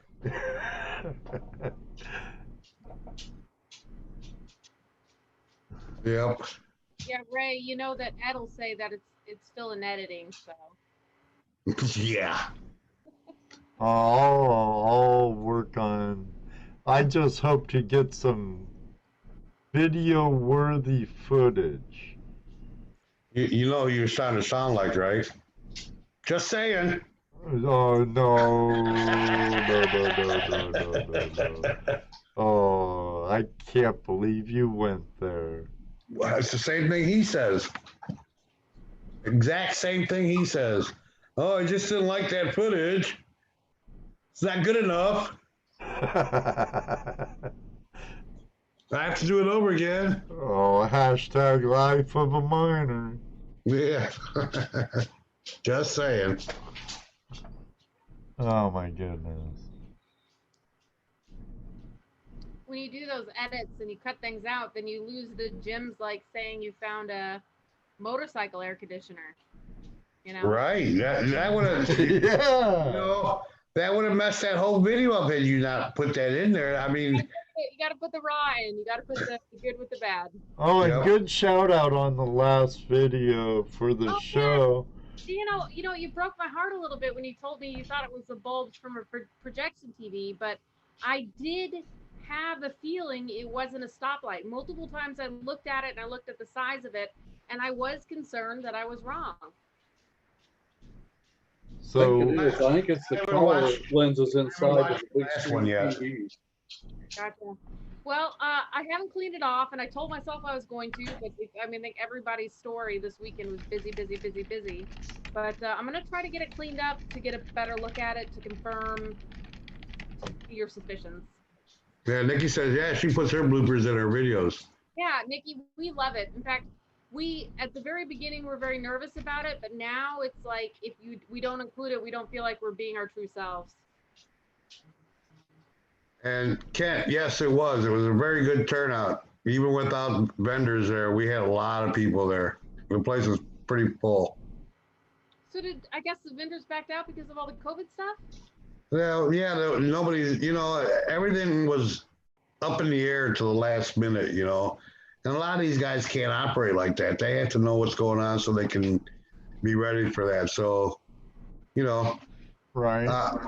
So what people, I think, just Indiana chapter had a equipment booth set up, and a lot of people were selling their used equipment, and we had our booth up. We were doing demos and talking about flash in your pan and our vet project. We talked to people about that. Showed let people pan in our demo pan there, and ran a little cleanup sluice for them so they could see it working. And, just spent the day doing that, right behind the camper, Didn't have to walk far either. Just get up out of my seat, go up there. And but it was Yeah, all it would right. have been nice if we really had some veterans stop by and Right. maybe take advantage of what we offer the veterans with Take a Vet Prospecting Project.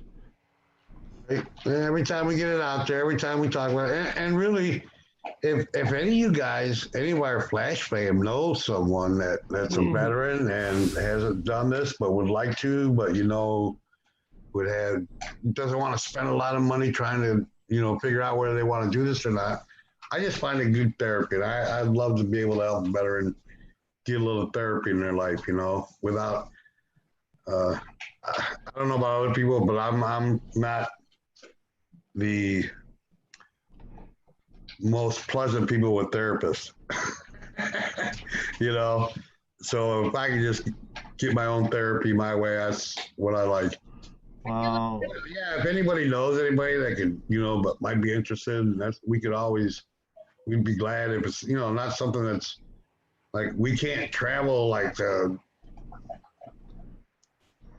too far. Well, it depends what they're gonna pay for us to come there. Well, yeah, we can if we can get, if they want to for their free paying, sure.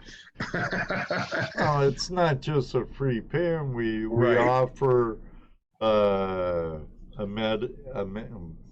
Amenities like the thank food you, thank you. and Food, shelter, And a stupid demo song. equipment. They will leave with gold one And way knowledge. or another. knowledge. Yeah, that too. And we offer it to any vets absolutely free. Right. Now, Well, yeah, if someone else who's not a vet wants to go out on a Midwest adventure, that might be a different story. But we'll still do it. But we'll still do it. We'll work something out. Yes, yes. We can barter or we can exchange money. Yeah. Cash and gold or gold and cash. But it'll be worth the trip, I think. I mean, we've already discussed this with some other people, and I think our pricing is not too bad for a weekend of what we planned. So I believe that you guys would keep it fair, and that's the most important part. Is yeah, I mean, it's not like we're trying to sell fake coins. yeah. Right. So cool about the interview today and talking about that realness and talking, that honesty out there. I feel like you guys would fall into the same category. You're not going to give anything that you haven't promised. You're gonna keep it as real as possible, and you're gonna get the education. Right. And you leave with a little bit of gold. Like, that's perfect. Right. Well, I'm saying like with veterans, and actually anybody, especially people that are new to this, you got to make it fun. Uh-huh. If it's not fun, if it's not fun, they're not gonna want to do it. What? Sunday? Where are we going? Picker Hollow. Well, we're flying out the weekend after that, or Friday after that. Right. So, we just have to make sure all our gear's packed and ready to go by that time. When we show up at Dano's. Probably the day before. Hi, Barb. Can't hear you. Dano's muted. That's because she's been ruffling 5,000 plastic bags putting groceries away. It's showtime, Barb. I didn't get to go to the grocery, man. You don't understand how amplified that is when you go through a microphone with it. The other Mrs. Wilson. Kent, hang on a second, guys. Kent wants to donate 10 GPA 14-inch pans for us. Either send it to Jesse or me, Kent. Yep. Here, I'll just email me, Kent, at ToledoJess@AOL.com. Put it in there. Quick for him. Okay, Chris. We also do panning demonstrations for Cub Scouts and Boy Scouts. Right. If it's at a camporee, if it's at a meeting, we've done them in Indiana, Ohio. Those are lots of fun. Went to a real big deal up in Toledo one time. Oh yeah. Yeah, we went to Camp Mayaconda that year. We stayed there for the weekend. That Klondike Derby was cool. They gave us our own cabin. Jesse messed with the heater and messed the heat up, so we had to light the gas fireplace or we'd have froze to death. It's always me. Had blue skies today. That's better than smoky skies, big brother. Man, I'm so stoked. That's a just long like drive, you did. Jason. That's a long ass drive. He says, "Oh man, I'm thinking if I can make it."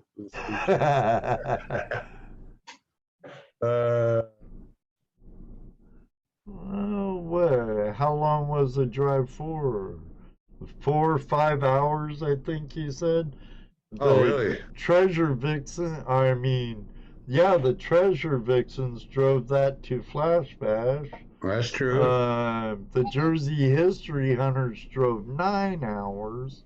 Wow. That's true. You guys drove 15 hours to Vermont for a weekend. That's true. 2 years ago, I drove the same 15 hours to the outing. Jason said that's only 4.5 hour drive. Oh, jeez. Yeah. What Oh, kind thank of, you, Kent, because you're the one that's helping the vets. My Equinox 800. Bill. Pans and pans and sluices and Dano service too. And Jesse has the Gold Monster 1000. yes. Try to point to you right there. Use that hand. The Gold Monster.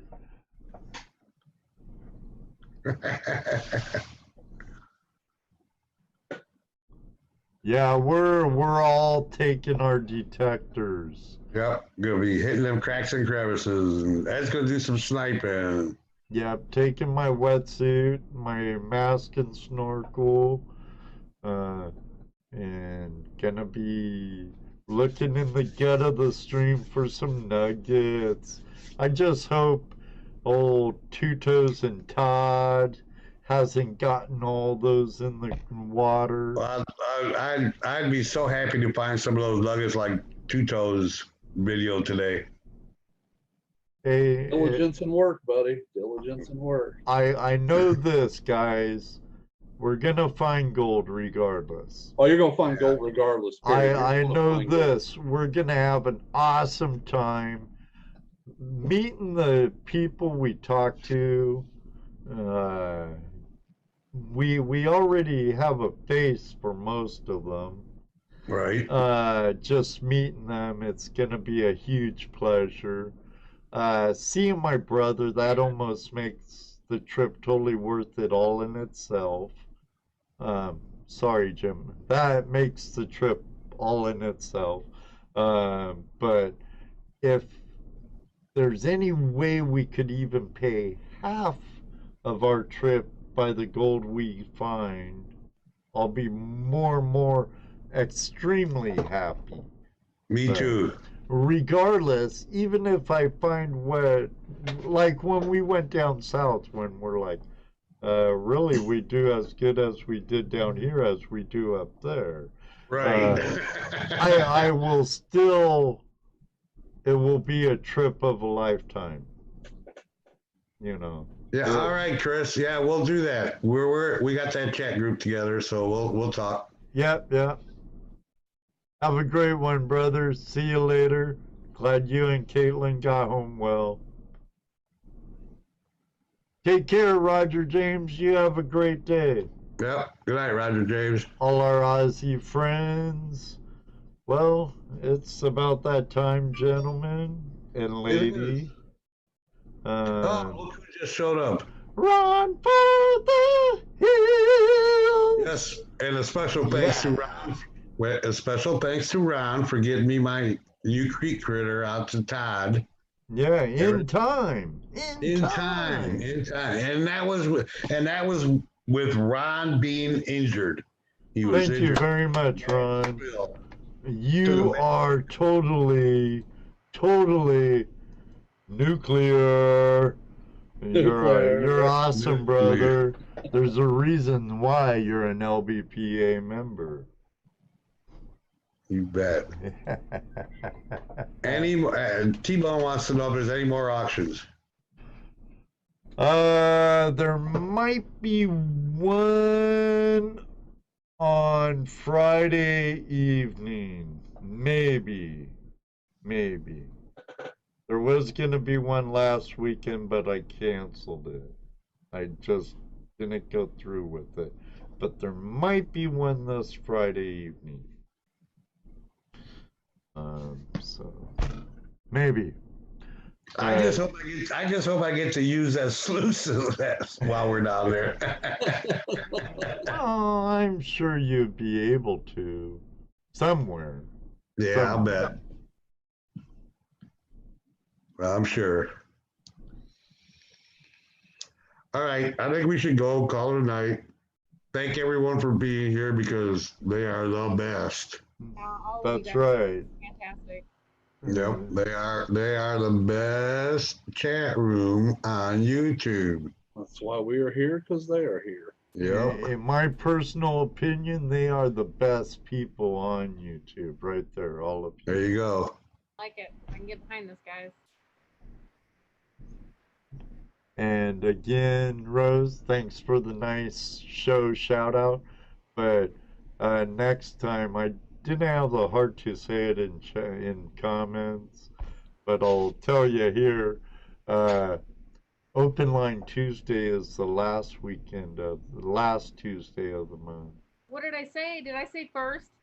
I think you made it sound like this coming Tuesday was Open Line Tuesday. You know, I actually, did say something about it. Oh, I think I did. those videos are pre-recorded, so I'm talking to myself in real time. Right. You know, we made that video 2 or 3 weeks ago, so I think I was probably thinking about the current show, and then we don't release it. So I'll try to work on that. I'll try to think about that. Sorry, Ed. Oh, don't be sorry. Job, Rose. Keep it up. Excellent It'll job. get better. It'll get easier. Yeah. You'll remember it more often. There's no to the Ed. You guys do your Sunday show this Sunday? We are only going to do it the last Sunday of every month. I just Okay. don't have time to commit to more than that. I can't do it. Well, I'm subscribed. I'll know when it's going to happen. Yeah. Hey, me did too. we miss the Jersey History Hunters show tonight? Did they have a show tonight? I don't know if they had a show or not. I was kind of busy I didn't get a since my notification. hours shifted. I don't get off at 3:30 anymore. I get off at 4:30, and I still have a little over an hour commute. So. I will, Ron. I'll get some video of the critter running. Oh, we will, Ron. If he don't, I will, Ron, because Jessica Yep. might be half crippled after the first 2 days. And if they don't, I will. We'll get it. Put me on a raft and float me out. And we kind of had a joke at Gold Rush days. It's like Jesse. It'd be like, here's a hill, a mountain, and Jesse going, boom, boom, boom. I'll meet you at the bottom. It's just getting back up's the hard part. Take your time, stop, rest. Yeah, Dano and I told you we'll rest with you. We'll have a safety meeting and some beverage, I'll be right there with you. hydration time, Right. chillax, let you rest that knee. But like you said, it hurt you mostly over the weekend when you were chillaxing too If we have to, we'll stick that just pole said, yeah, between when your I- arms and tie you up and carry you like a wild animal up out there. The 2 poles. Yeah, whoop, whoop, whoop, coming up the hill with you. Kent, I'm doing an add-on at a Hicksville high school. So it's a That's good me, Jay. hour from me. So the safety pro should go with you guys. That's me. Yeah, no doubt. It's the safety Yes, Ron. coordinator. We're definitely gonna get that critter on the Yuba somewhere, sometime. Oh, definitely. I have a feeling we'll be working Mother Yuba quite a bit. They got So- different places all up and down it. So just rig Jesse up to a zip line a couple hours before the hike. Catch up, right? Yes, it did, Nikki. Thank you very much. And like a lot of you might not, some of you might know, some of you do. I am leaving Patreon.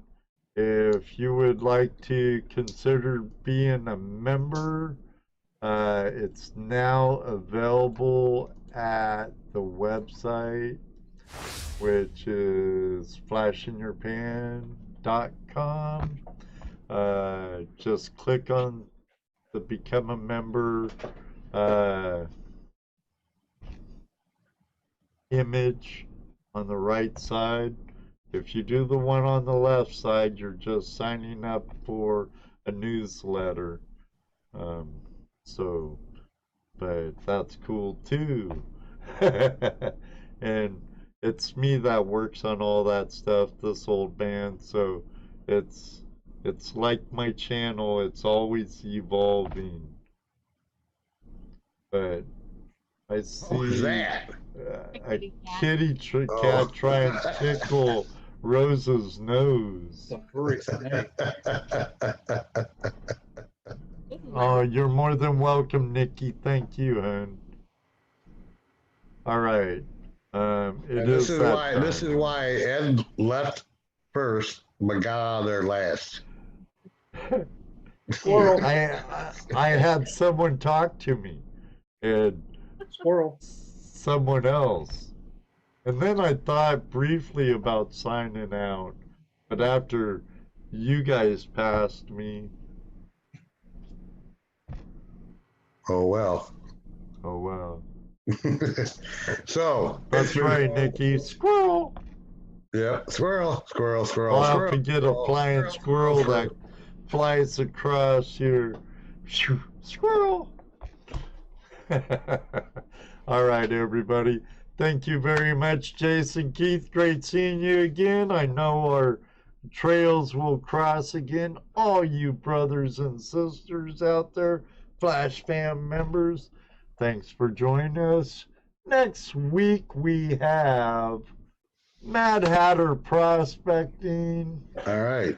And collecting. It should be a good time with Justin Preet on. And after that, on the 22nd, we'll be live from the Motherlode. Bare bones. I mean, bare bones.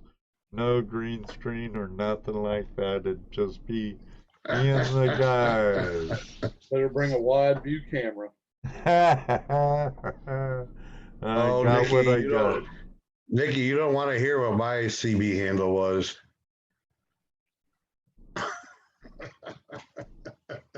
You're the greatest, Mark. Thank you, brother. Yeah, I don't know if we want to know what your CB handle was. You don't. All right, everybody. Good night. God bless. Until then, may you always have a flash in your pan. And you know what he's going to say next. That's right, because it does happen. Right, Rose? Does happen. Right, dudes? Jason? Maybe Yep. one day, too, we'll meet you on the river. Good night Night, again, everybody. everyone. Have a great week. Stay safe out there. Bye. Good night. Oh, he's back.